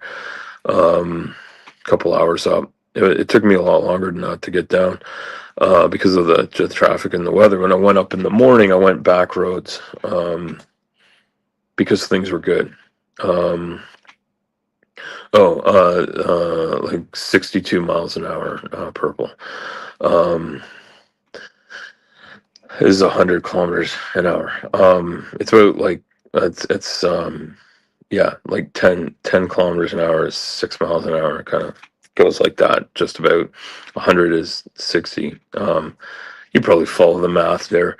I know Purple probably understands it just fine because she gets how this works. And Brian, I you see, you go faster than I would in four-wheeler. I think that's top. Yeah. Well, 55 miles an hour is like 90 kilometers an hour. Yeah, I'll do 100. I'll do 100 in four-wheel drive.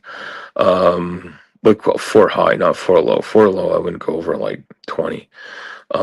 Maybe not even that fast. I think probably 10 or 15. In four low, you can feel the transfer case or the transfer case clicks in. You can feel the change in the gearing. You're not going to get going that fast because of the way the gearing is in four low. But you got to pay attention to this stuff with automatics and electronic transfer case and stuff like that. It's but also like I got air lockers in the work truck, and I don't have four-wheel drive, but air lockers allow me to interaxle and drive all both rear axles, right? So that's a thing that changes the way things work. So traction is really important. So when you're driving a big truck, you have a lot of options on how to slow down, but you don't have as many options for like front end drive. Like a lot of cars have front wheel drive, a lot of vans have them, but you don't have that in transport trucks. You're still driving at the axles. You usually pulling something, and in snow and ice, it's really hard to get traction. Sometimes you get a really stiff, strong suspension. Yeah, Reggie, like really need it and taking a tree down. Yeah, before low, some of the muddy, rutty roads and trails, and definitely some of the snow conditions going uphill, especially if you're pulling a trailer or something. Four low is necessary for sure. And yes, I agree. Like if you're pulling somebody out of a ditch or something like that, something where you need grunt, that's where you use it. But there are times when you just have a load, or you're just you're working in slow, difficult conditions. Four low is the right way to do it. Get more power to each wheel. When it comes to like heavy trucking, a lot of it has to do with like the way your suspension is putting weight down on the ground.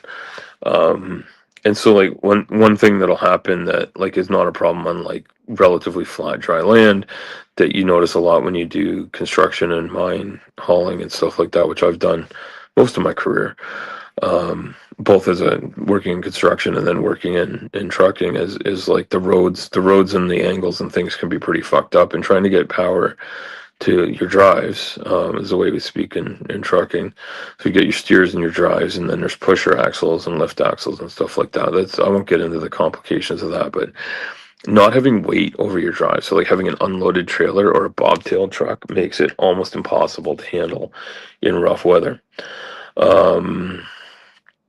And that's that can really change things. But then when you're loaded, the characteristics of your vehicle can change as well. And so a couple of weeks ago, I was in pretty rough snowstorm, and the roads were getting really slick, and the snowplows and salt and grit trucks weren't out nearly as early as the snow came, and I think it was early enough in the season. Maybe they didn't have all their drivers on standby and stuff, right?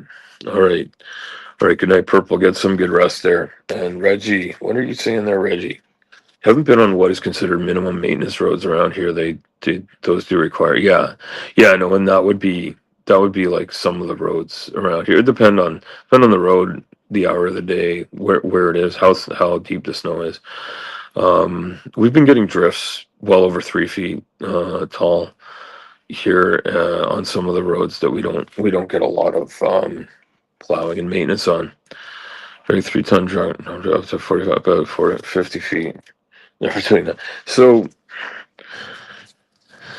oh, a pecan tree drag through the, yeah, yeah. You know what, Brian? It's amazing what I don't think I've ever dealt with a pecan tree. I've definitely eaten my fair share of pecan pies, but trees in general, lumber and logs and stuff are way heavier than people ever give them credit for. It's something people really don't intuitively understand somehow. And they can not just at the when they, like, people will post some videos of like felling trees and how much damage they can do if they fall in the wrong place, or but you'll often also see people like hauling big logs and getting how heavy they are and what they can do pulling things places. There's also been some videos online with people running off of like a cliff or a mountain face or something like that in different places, and big heavy wreckers trying to pull them back to safety, and then the weight of whatever they're pulling them down.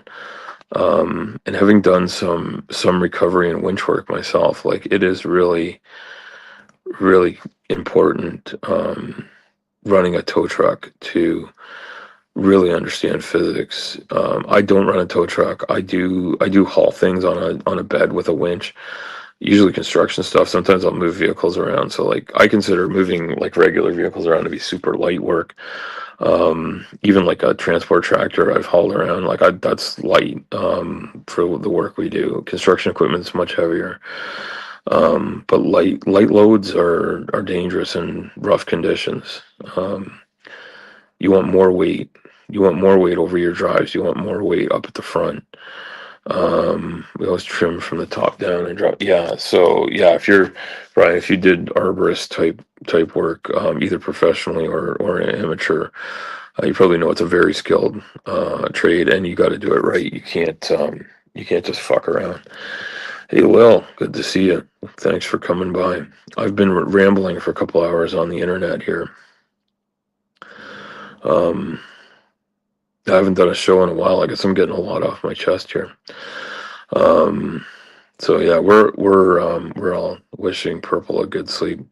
We've had a few people come and go. It's not a big show. I don't have a big channel. I don't have a lot of followers. I don't have any clout. But what am I doing? I'm talking about life. I'm talking about the big life, living in a large body, driving a large vehicle.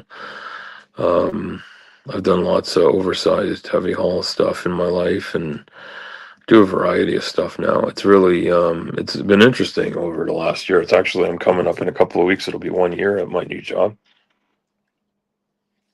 And it's been an interesting year. It's been a rough year, but it's been a good year. A lot of great things happening. In the grand scheme of things, great stuff has happened. But also in there's been some rough times.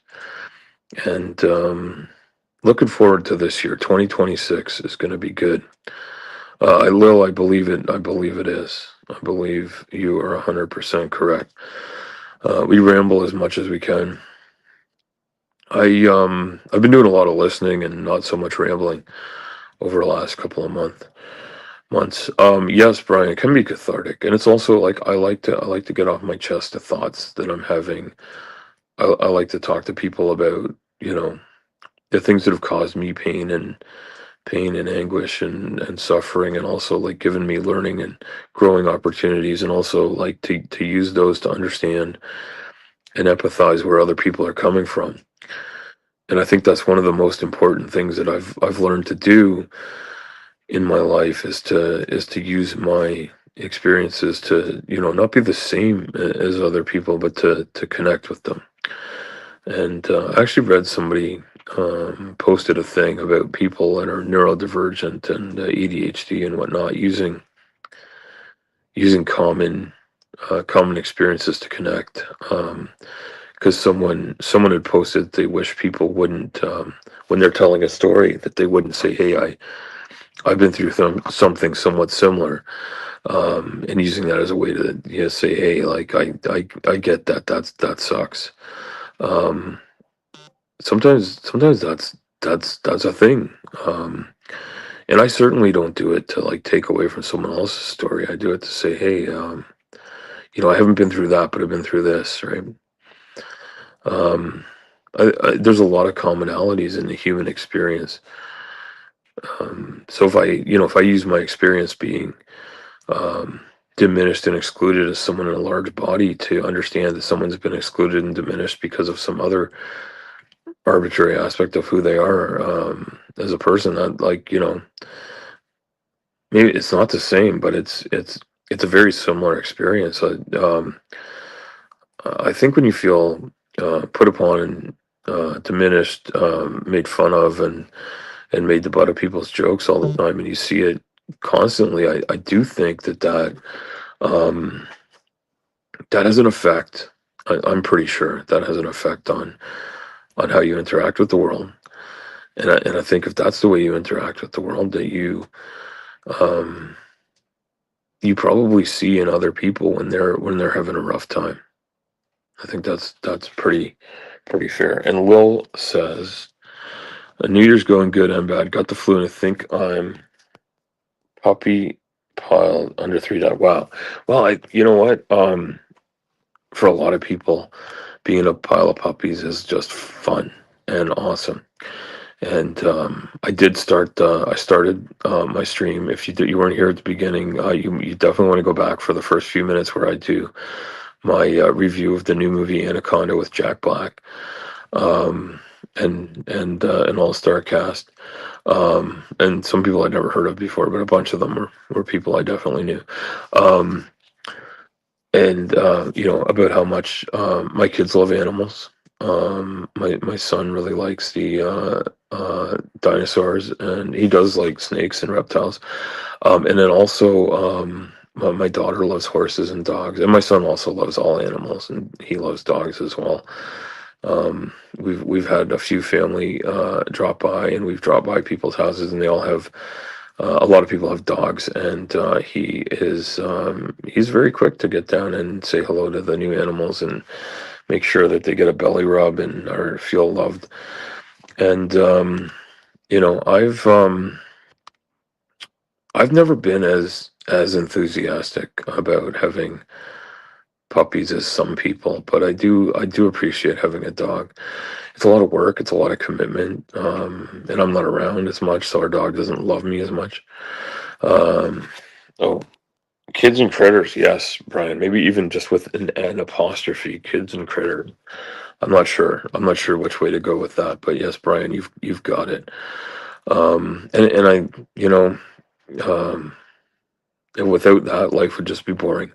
And I know that because I had a life with no kids, no critters, no wife, no girlfriend. I lived on my own for a long time before I got married. I feel like my whole life, in some ways, I've been married, but I think back, wasn't that? It was only a couple of decades ago. I was on my own, doing my own thing. Life was very boring. I never had time to realize it was boring because I was working all the time. But that's the great thing about being a trucker, is like you can only work so many hours in a week, and then you're done. So after 70 hours, the truck gets parked, and then I can just relax. And I've been parked for a few days, over a week now. No, is it over a week? Yeah, I've been parked for a week. It's been great. It's been great. I've had lots of running around to do, lots of visiting to do, but I've been off, and it's not very good for making a living. but it's great for it's great for my mental state, my physical state to relax a little bit. I fucked up my rotator cuff. It's still sore, but I feel like it's getting better. Um, and I can just take it easy. I take it easy. I can relax. Um, and I can just chill out and not feel quite as tired. And I was able to go to the doctor. I mentioned that before. So last year I had, like in 2025, I had these issues with my kidney a couple of times and all that. And I'm really glad to sort of get that out of my way and move on, you know. So I do feel like my voice is getting very tired, and I'm getting to the 2 hour mark. So at the 1 hour mark, I said I'll wrap this up really soon. At the 1.5 hour mark, I said I'm gonna wrap this up really soon, and then I'm just about to hit 2 hours and 10 seconds, and you know what? I messed your buddy Risk. This was rotator cuff, and his doctor prescribed golf. Yeah, well, um, golf Rick, your buddy Rick. Well, you know what? Risk is a great name for a buddy. I like that. I like that. You could also name your dog Risk. Mm. A little bit more coffee keep me going long enough to say my goodbyes and wrap things up. So this was definitely a stream that didn't stay on topic. Unless the topic is be excellent to each other, as we learned from Bill and Ted. Um, and I think this is this is my point in everything is because I started off, well, other than the movie review, I started off talking about how living with obesity and working in patient advocacy for people living with obesity and other comorbidities, I notice at this time of year the way marketing goes towards people living with obesity. So just recap that is that is a group of companies, a whole bunch of them. They're not in cahoots with each other. They're just in cahoots with capitalism. They want your money. They want it now. They're going to make you feel like this is the only time of year to get a good deal on a gym membership. I suggest, you know what? Just fuck all that. Just wait for the big crew of people to come in. People that are regular gym rats are like complaining that, oh, we're gonna have this big rush of people in there, don't know what they're doing, they don't know what they're doing, they don't know how to start, they're gonna fuck it all up for us, they're gonna make it terrible.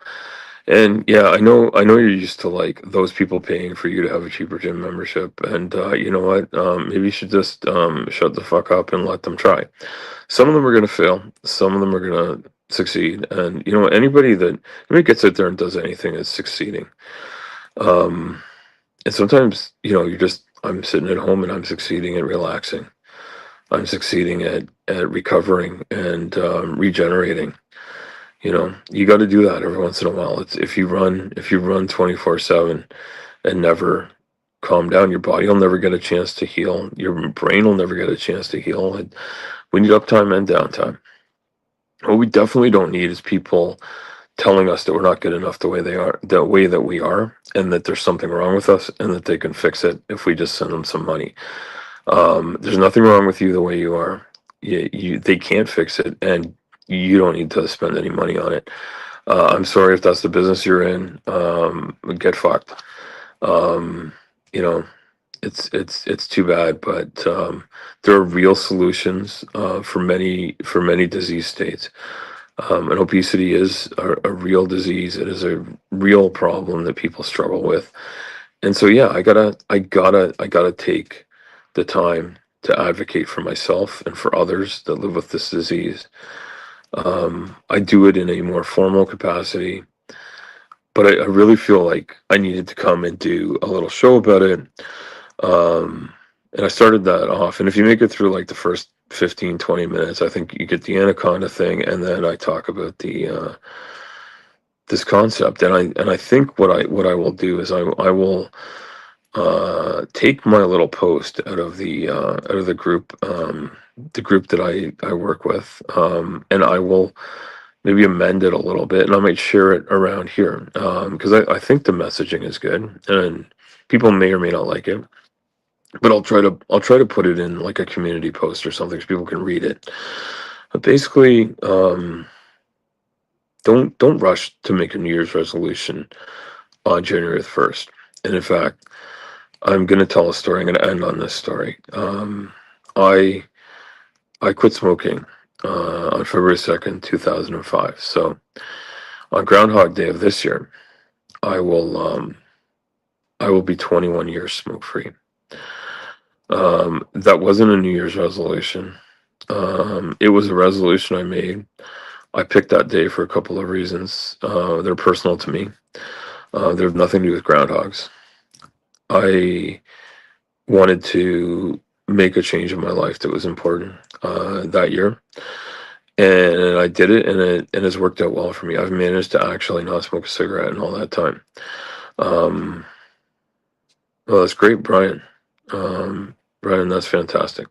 And so quitting smoking it's an addiction to nicotine. You can get some help with it. It doesn't work for everybody. You gotta try it. Um, the ratio of fewer businesses provide a product to higher the more it got. Oh, that's interesting. Yeah, so and that is interesting. Yeah, that came close to killing. Yeah, I'm really sorry, Brian, that you had to get that close. But you know what? I've been close to death a few times, and smoking probably hasn't been good for me. But I've had issues with my lungs since my very early childhood. Um, and yeah. So I've had some major lung infections, although I have been told my lungs are pretty okay from smoking. I didn't have long-term damage, but I smoked a lot. I'm really lucky. It's been this way for me. I used to smoke a pipe too, like a tobacco pipe, not a weird tobacco pipe. Just regular. I have a collection of them. I love them. I love the art, the artistry, and the carvings of them. But I can't smoke it anymore. Um,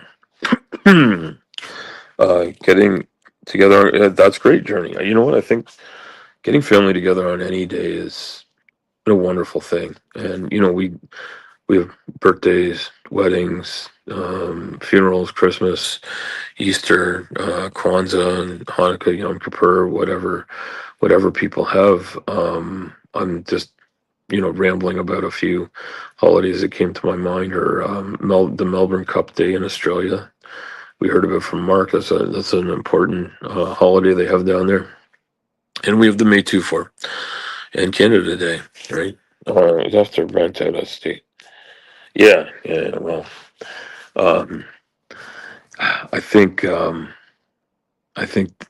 there's a lot of great reasons to get people together, and that's the thing. It's frequent at a time for good. And that's something we talked about earlier too, right? Like people that are on the road for work, like myself, although I'm home more nights than I'm not, by a lot. It's tough to be out on the road.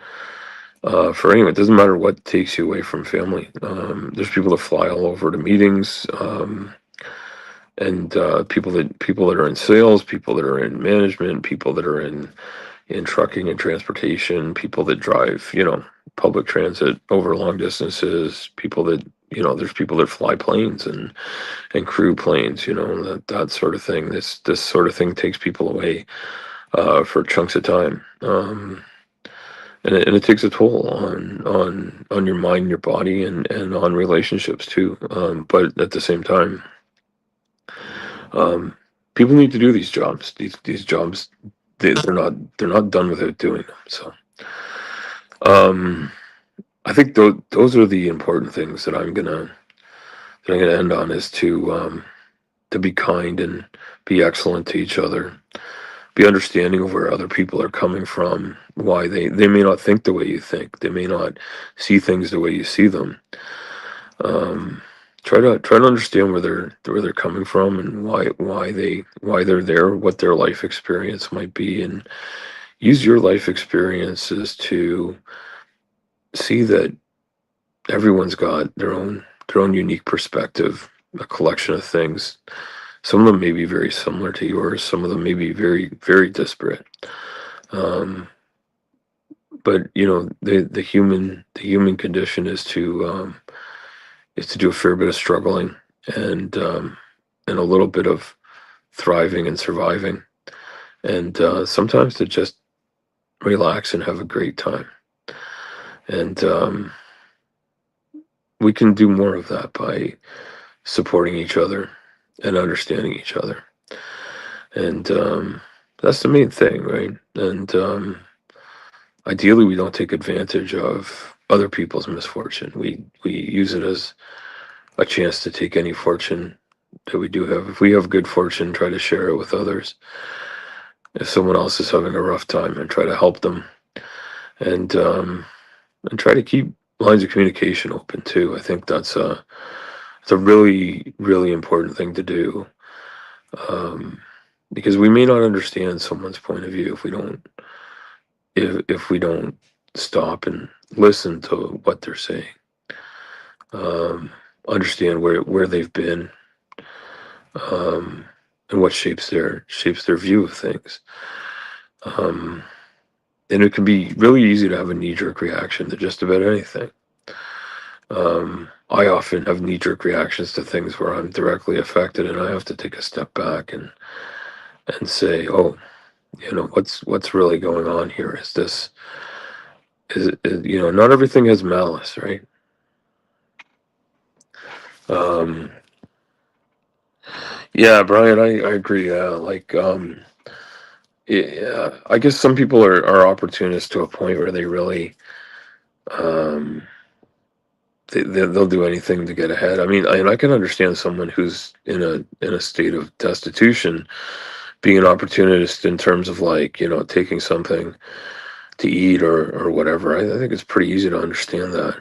Um, like a lot of people, we've talked about morality and stuff like that. That's a common talking point in sort of the atheist skeptic community, because a lot of religious people will say you can't have morality without a deity of some sort telling you what's right and wrong. And I think, I personally think that's wrong. I think we do know what's right and wrong, but a lot of times we don't all see what's right and wrong the same way. Um, and yeah, pulling pranks on somebody where they might get hurt, I think that's terrible. Um, I do understand, like, prank jokes can be funny sometimes, but prank jokes that are really disgusting to people are not, they're not funny. And and I think that, there's been, I've seen a push recently to stop treating people with respect.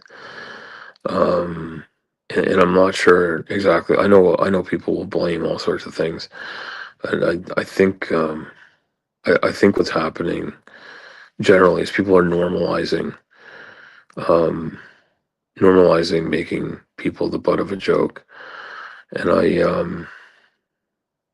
I've seen and heard some horrible things, in my life, for my whole life. It's not something that just happened yesterday. It's not something that happened last week. Um, it happened those times too, but it also has happened for decades of my life. Um, it's not something I can condone. Um, I think, we really need to like think really clearly, um, before we take actions. I like to laugh. I like to have a good time. And I know for sure that I have been guilty myself of making fun of or being very upset with people in the flat Earth community, um, for thinking really really wrong things about reality. And I've been thinking that I've said this before. I need to stop being so mean to mean people.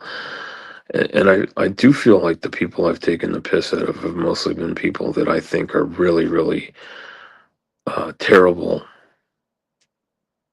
people in a way, and because of the way they treat others. Um, but again, like, there must be a reason for that. Is it because they're just really shit people, or is it because something's made them into a shit person? I guess the question then becomes, can you salvage that? And for some of these people, I'm not sure. I'm really not sure whether they're salvageable or not. And there's some people in the flat Earth community that I really have zero respect for because of the way they behave, online and off. And there's people who I do have some respect for, um, because I think they try to actually think through their position. And the ones who are just grifting, the ones who are just trying to steal money from people, I have zero respect for right now, no matter how pleasant or unpleasant they are in a conversation. Because honestly, that's just acting for most of them. They're con people. They're doing a con job, and I feel like, it's wrong for me to call people out, if I'm not being reasonable to them. Um, I did. It's something I've been looking into doing something about, and I haven't figured out exactly how to do it because there's actually a couple of people in the real life community, I guess, or the anti-flat community, or the Glober community, whatever you want to call it. There's been a couple of people there who have, used, people's, size and, excess adipose tissue. And whether that's true or not, I have no idea whether the people they're talking about actually live in large bodies or not. But they said some really disgusting things to and about people, based on that. And, people say, well, it's fair game because the person's an asshole, so we'll make fun of that thing about them. Um, I'd really rather that they make fun of the person's, um, thought processes and ideas rather than to make fun of the body that they're in. Because, um, having met a lot of people with really bad takes on things and a lot of con people and whatnot, I do not believe that, there's a correlation between, um, whatever body size you have, um, and whether or not you're that thing or the other. I think this cuts across all people, um, and I really I really think it's a terrible thing to bring up. It's not germane to the issue. It doesn't advance the conversation. And I've spoken about this a few times before because it's become a common thing um, to make, to body shame. Say, like, the U.S. president is not a popular person with a lot of people. So Donald Trump, he's not a popular person with me either. I think he's a total scumbag asshole. I don't always talk about politics, but when I do, I talk usually about stupid, shitty things people do. Um, I tell you what, that guy, he deserves to be treated with disdain, and he treats people terribly. He body shames people and is an absolute piece of shit to people, and I have no respect for him whatsoever. Um, but a lot of times, what happens is people, draw him, living in a larger body than he actually lives in, to try and put him down.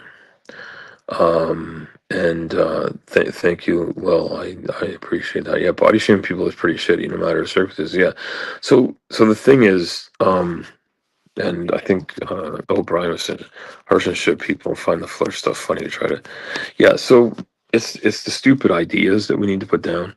I've let, myself slip and actually insult people's intelligence, um, in general. But the people I've done that to, one thing you won't hear me do is you won't hear me use the R slur. I don't use that. I never use that. So the problem for me, when you say that the problem with Donald Trump is, and we'll use him as an example because he's very well known, and people love him and people hate him. I don't think there's a lot of people that are neutral on him. Maybe there are a few, and lots of people just don't give a shit about politics and how it affects our lives. But, I use him as an example because people will draw a political cartoon about him, and they draw him by accentuating his body into a person living with a huge amount of excess adiposity. They make him look like me, um, not how he actually looks. Um, and what that tells me is that the worst possible thing a person could be is a person that lives in my body. And that doesn't make me feel good, and it doesn't really advance the conversation. It doesn't excuse the terrible behavior he has. It doesn't excuse anything he said. He's as guilty of this as anyone. But I wouldn't want some other arbitrary aspect of a person's appearance to be used against them. I hope that's a fair thing to say. I wouldn't want some other thing about this guy to be brought up as a choice he's made.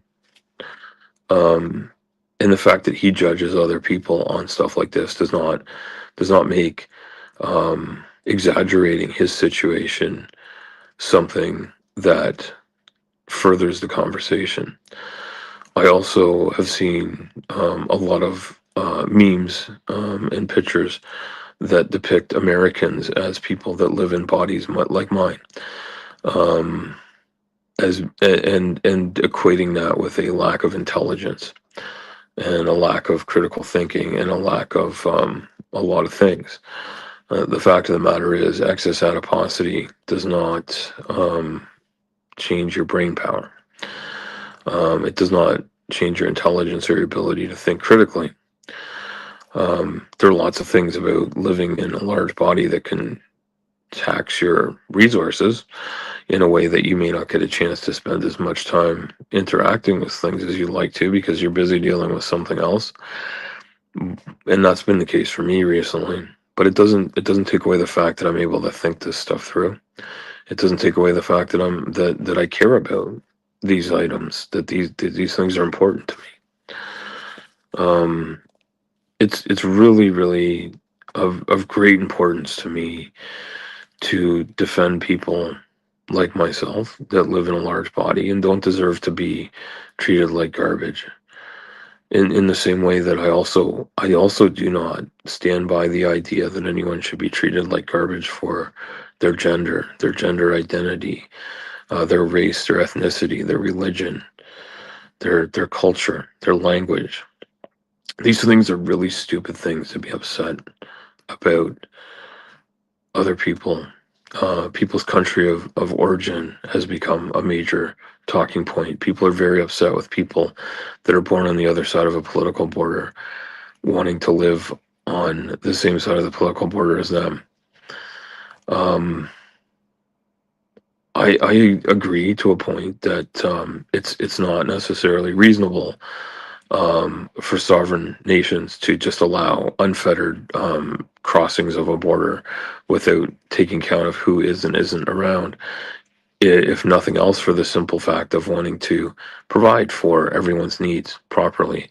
So a government with an intact census that appropriately accounts for the real people that live there is important. Even if we just said, yeah, it's fine, you don't need to do anything special to move here, but we need to know you're here. You could even take that liberal of a stance on it and still agree that it's good to know who's coming and going. I think that's probably too liberal of a stance, because I think you also want to know a few more things about people, and maybe maybe you don't want to let another country's criminal element in and have to deal with that or whatever. There you could carve out certain things that you would have a barrier to, and maybe they'd be reasonable. But saying that a person with a certain appearance is a bad person because of some other person with a similar appearance being a bad person, that's fucking stupid, and everybody can tell that. And one of the things that I've noticed as a trucker is a huge push in North America against people from certain nationalities being in the trucking industry. Well, fine, but there's huge swaths of the trucking population that are from those places, and the vast majority of them are just great. They're lovely people. I've worked with them. I've talked to them. I can tell you, being born in a different country or having your parents or grandparents or great grandparents born in a different country does not make you a bad person. Being a shitty person might make you a bad person, but your ethnicity, your background doesn't make you a bad person.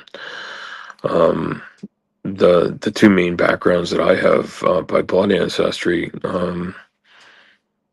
are groups that came to Canada in large numbers, and it's not surprising at all, statistically speaking, that those are my backgrounds. But they're both people that have been disliked, maligned, and treated like shit in the past for no particularly good reason. And people that share those ancestries with me are also putting themselves on the good side and saying that those other people are on the bad side. Well, I'm sorry, it wasn't right when it was done to us, and it's not right doing it to someone else. It's fucking bullshit, and that's just the way it is. Yeah, I'm ranting into the ether here, saying it's a bullshit way to treat people. But it's just saying that people can't do or shouldn't do something because they are a woman or because they are a man is wrong. Not accepting that a trans person is a trans person is wrong. Not not giving people just basic human decency and respect is wrong. And this is what we need to stop allowing to happen. And when I see people posting, and I don't know how many other people have this in their feed, but I have a lot of stuff comes up my feed about trucking and truck accidents and stuff like that. And I follow some channels that do truck news in North America, and a lot of it's American because of the population distribution. When I see there's been an accident and 8 people before they've ever seen anything about who the driver is, what their name is, or whatever, are just making so many racist comments. I'm like, you have no fucking clue who is driving that vehicle. You just don't fucking know. Like, why are you saying this? It's like, statistically speaking, if 80% of the population driving trucks is that, sure, maybe they are from there. But the fact of the matter is, lots of trucks that drove safe all day long are also driven by that population because they're still that big a swath of the population, right? There's a lot of things that need fixing. There's a lot of communication and training and things that need to be fixed. There's a lot of things that have been let slide in the industry, and there are people from certain communities, like ethnic communities, that have helped each other do the wrong thing. And some of them knowingly, some of them not. And I will say that there are people where, at a level that most of us don't deal with this on, are used to bribing their way through things. And maybe that's part of their culture where they're from. That's how things are done because of the way governments are run. And in my country, we expect the bribes to happen only at the top level, right? We hear bribes are for the rich to the elected class, and not for individuals between, like, you don't bribe cops, right? You don't get pulled over by the cops and bribe your way out of it. That's not the way that works here, right? But if you own a big organization that might have to deal with law enforcement, what you do is you bribe the police commissioner, you bribe the minister of law enforcement or whatever. You figure that stuff out. Yeah. Yeah, this you're Brian, that's right. It's the word Dwarf says is othering, right? Like, um, you know, this has been a problem all over the damn place. It always is a problem, right? You go to like look at different places where we've done this to each other for such stupid reasons. You know, what's the difference in ancestry if we go to like Northern Ireland, where Protestants and Catholics have been fighting each other, bombing each other, being upset that you worship the God in this way and I worship the God in that way. I go to a building with this set of circumstances inside, and you go to a building with this other set of circumstances inside. I haven't been to Northern Ireland. I haven't been to Ireland at all, and apparently that's where the largest piece of my ancestry is from. I'd love to go. I hope before I die I get a chance to visit. I'd love to see. I'd love to see the country where my ancestors are from. I'm also have a lot of German blood, and I'd love to go there. I don't know if I'll ever get the chance. I don't know if I'll ever have that kind of like money to travel and do that kind of big trip, but I'd love to. Um, if I get a chance, I'll definitely do it, and I'll probably do a couple of videos about it when I travel there on the Al Trucker channel or whatever I do. But what I will tell you is like when people are willing to shoot at their neighbors because of some injustice done by some other person that they didn't even know, um, that's something they've been taught. That's exactly what it is. So it's us versus them. It's always us versus them. Is you know what? It's right now. It's humans versus survival. And so every time I see a post on social media that is diving into this, right now at New Year's resolution time, it's fat versus thin. Um, but it is men versus women, young versus old, black versus white. Is it you name it, Muslim versus Christian, Hindu versus Muslim, Hindu versus Buddhist, Buddhist versus Christian. I don't know. I don't even think the Buddhists are trying to fight anybody. And I'm not saying Buddhism is some sort of special religion or practice that deserves a different view of things. I do think that I do think from what I know of Buddhism is they preach a lot of acceptance and kindness and taking things one day at a time. That doesn't exist for everybody else, and I'm not saying that just because you're a Buddhist that makes you somehow absolved from all ill doing. I don't think that's the case at all. I don't want that to be misconstrued. A lot of people say they follow Jesus, and some of the people that preach the loudest about Jesus do a lot of non-Jesus-y things. But then I don't think Jesus was perfect either. Um, I'm not even sure if Jesus was a person, but regardless, this is none of this is particularly important. The specifics aren't important. The idea that you say, hey, those people are terrible people, we're good people, we need to protect our own, that kind of thinking, that's a problem.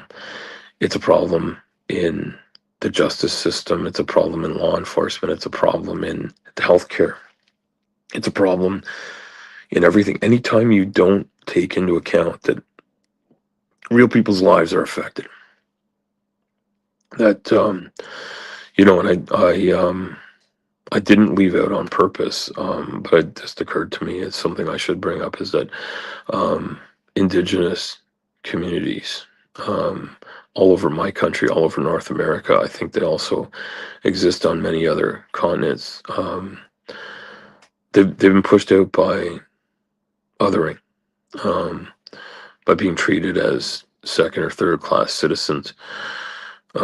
People that immigrate from other places are told, well, like, you can have a better life than you had, but you can't have as good a life as everyone else here because you got to pay your dues or whatever. Like as though they didn't pay their dues where they're from, like as though they haven't already lived their lives. Diminishing what other people have done because they did it somewhere else is just fucking bullshit, right? Like we can't allow ourselves to be totally engulfed in this idea that our local sports team versus your local sports team, that it could be fun to do that. It'd be fun to get behind a team for like professional sports or something.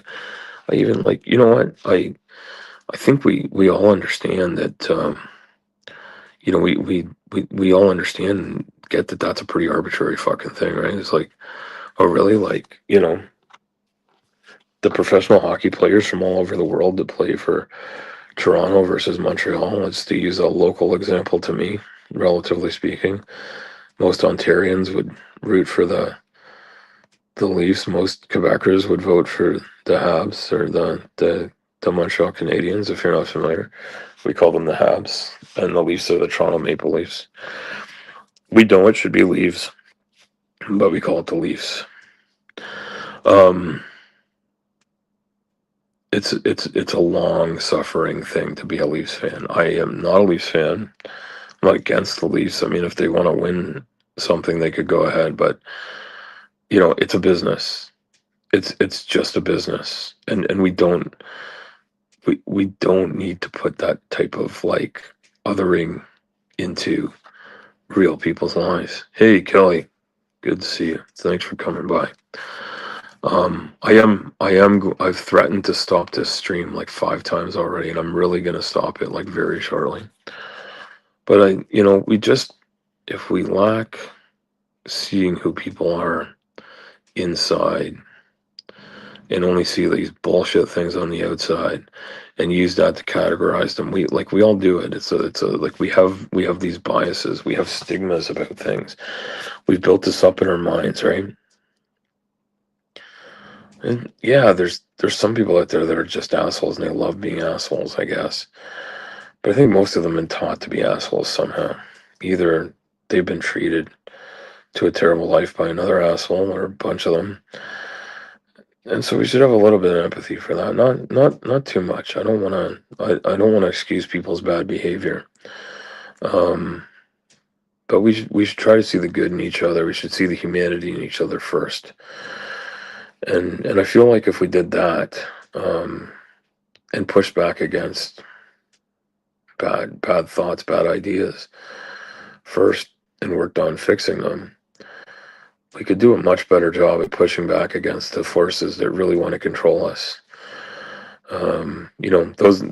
Those of us that work do the best we can to provide for our families, and those of us that can't work or don't work or we've retired or we're too young to work or whatever, we're lesser people. There was a bit of time in my life when I didn't work. Most of my life I have been a worker. This is just the way life is for me. And I want to do different things with my life as I move on. It may or may not go that way for me. I'm not sure. I'm not sure if I can change anything now from where I'm at to where I'm going. But here I am. I'm doing what I can do. I'm working as hard as I can, trying to be a productive member of society, and all of us are. Anyone that tells you you're not because you're this or that or whatever, you're a student, you're too young, you're too old, you're retired, you had too easy of a ride because you worked at this place and not that place or whatever, like fuck off with all that bullshit.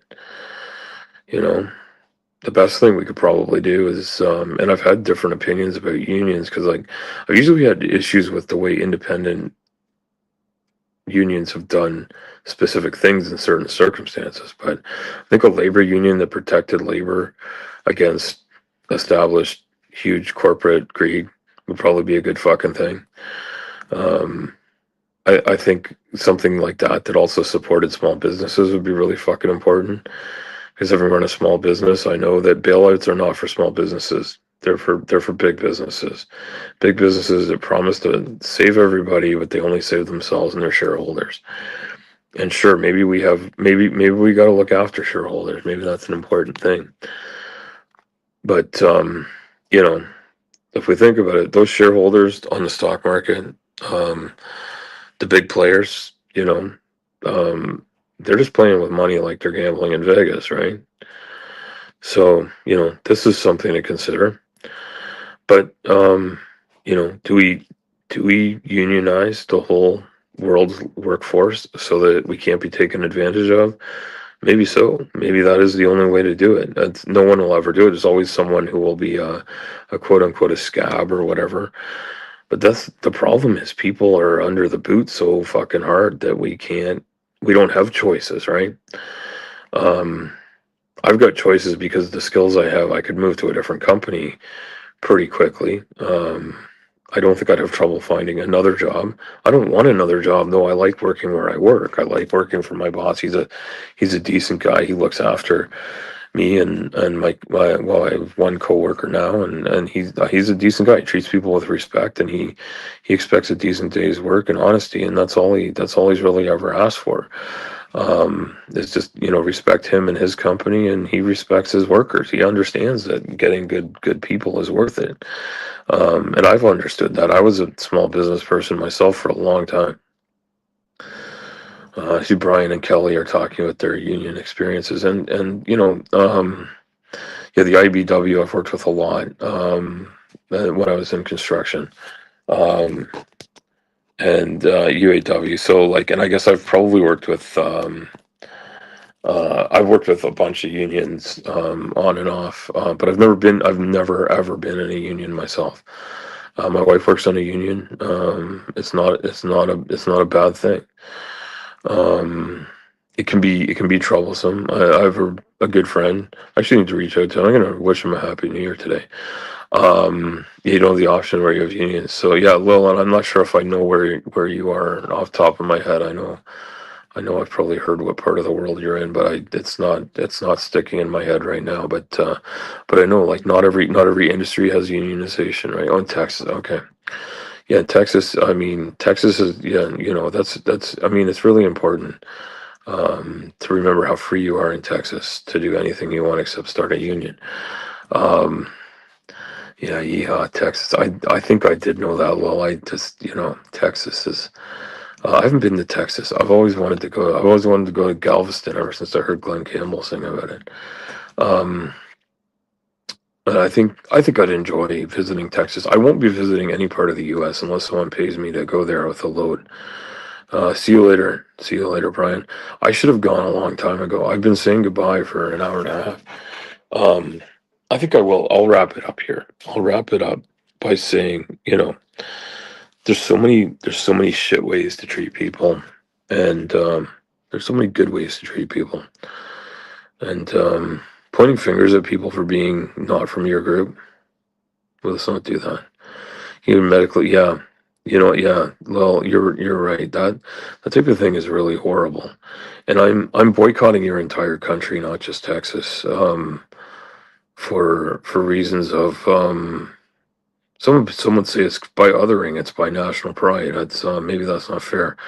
But I won't go there. I will not leave. I will not leave a free democratic society to visit a fascist dictatorship. I just won't. And I know that people think that's hyperbole to label it as such, but I don't want to end on politics. I want to end on kindness. But unfortunately, kindness has been politicized. So apparently, treating people like shit is the American way. I don't think that's actually true though, because so many like I would say the vast majority of people I know on here are American, even though the vast majority of people I know in the real world, like flesh and blood knowledge of people is Canadian. Hey, Jason, good to see you. Um, yeah. Anyway, I want to thank everyone for coming by. I really appreciated having people come by. Again, if you need to really know what Al Trucker said about the Anaconda movie that just came out, I that's at the very beginning of the show. Um, if you want to know what I'm worried about, it's this is about New Year's resolution. If you're going to make one, make it to not jump on a bandwagon and not spend your money changing who you are. You're fine just the way you are. If you want to improve things about your health and your wellness and other aspects of your life, go ahead. You don't have to spend any money to do that, unless you resolve to spend more money on nonsense. Put your money on things that matter. And if you have some money to support a cause, please do. Please do. I am thinking about trying to monetize my content, but I don't have any content to monetize, so I won't do it quite yet. But I'm going to look at whether it's possible to do something like that. And I don't think anybody really wants to pay for this. But I will ask you to please like, subscribe, and share. Please be kind and empathetic to each other. I got to pick this up because it's on my phone so I can hit the end button. Thank you, everyone. Goodbye.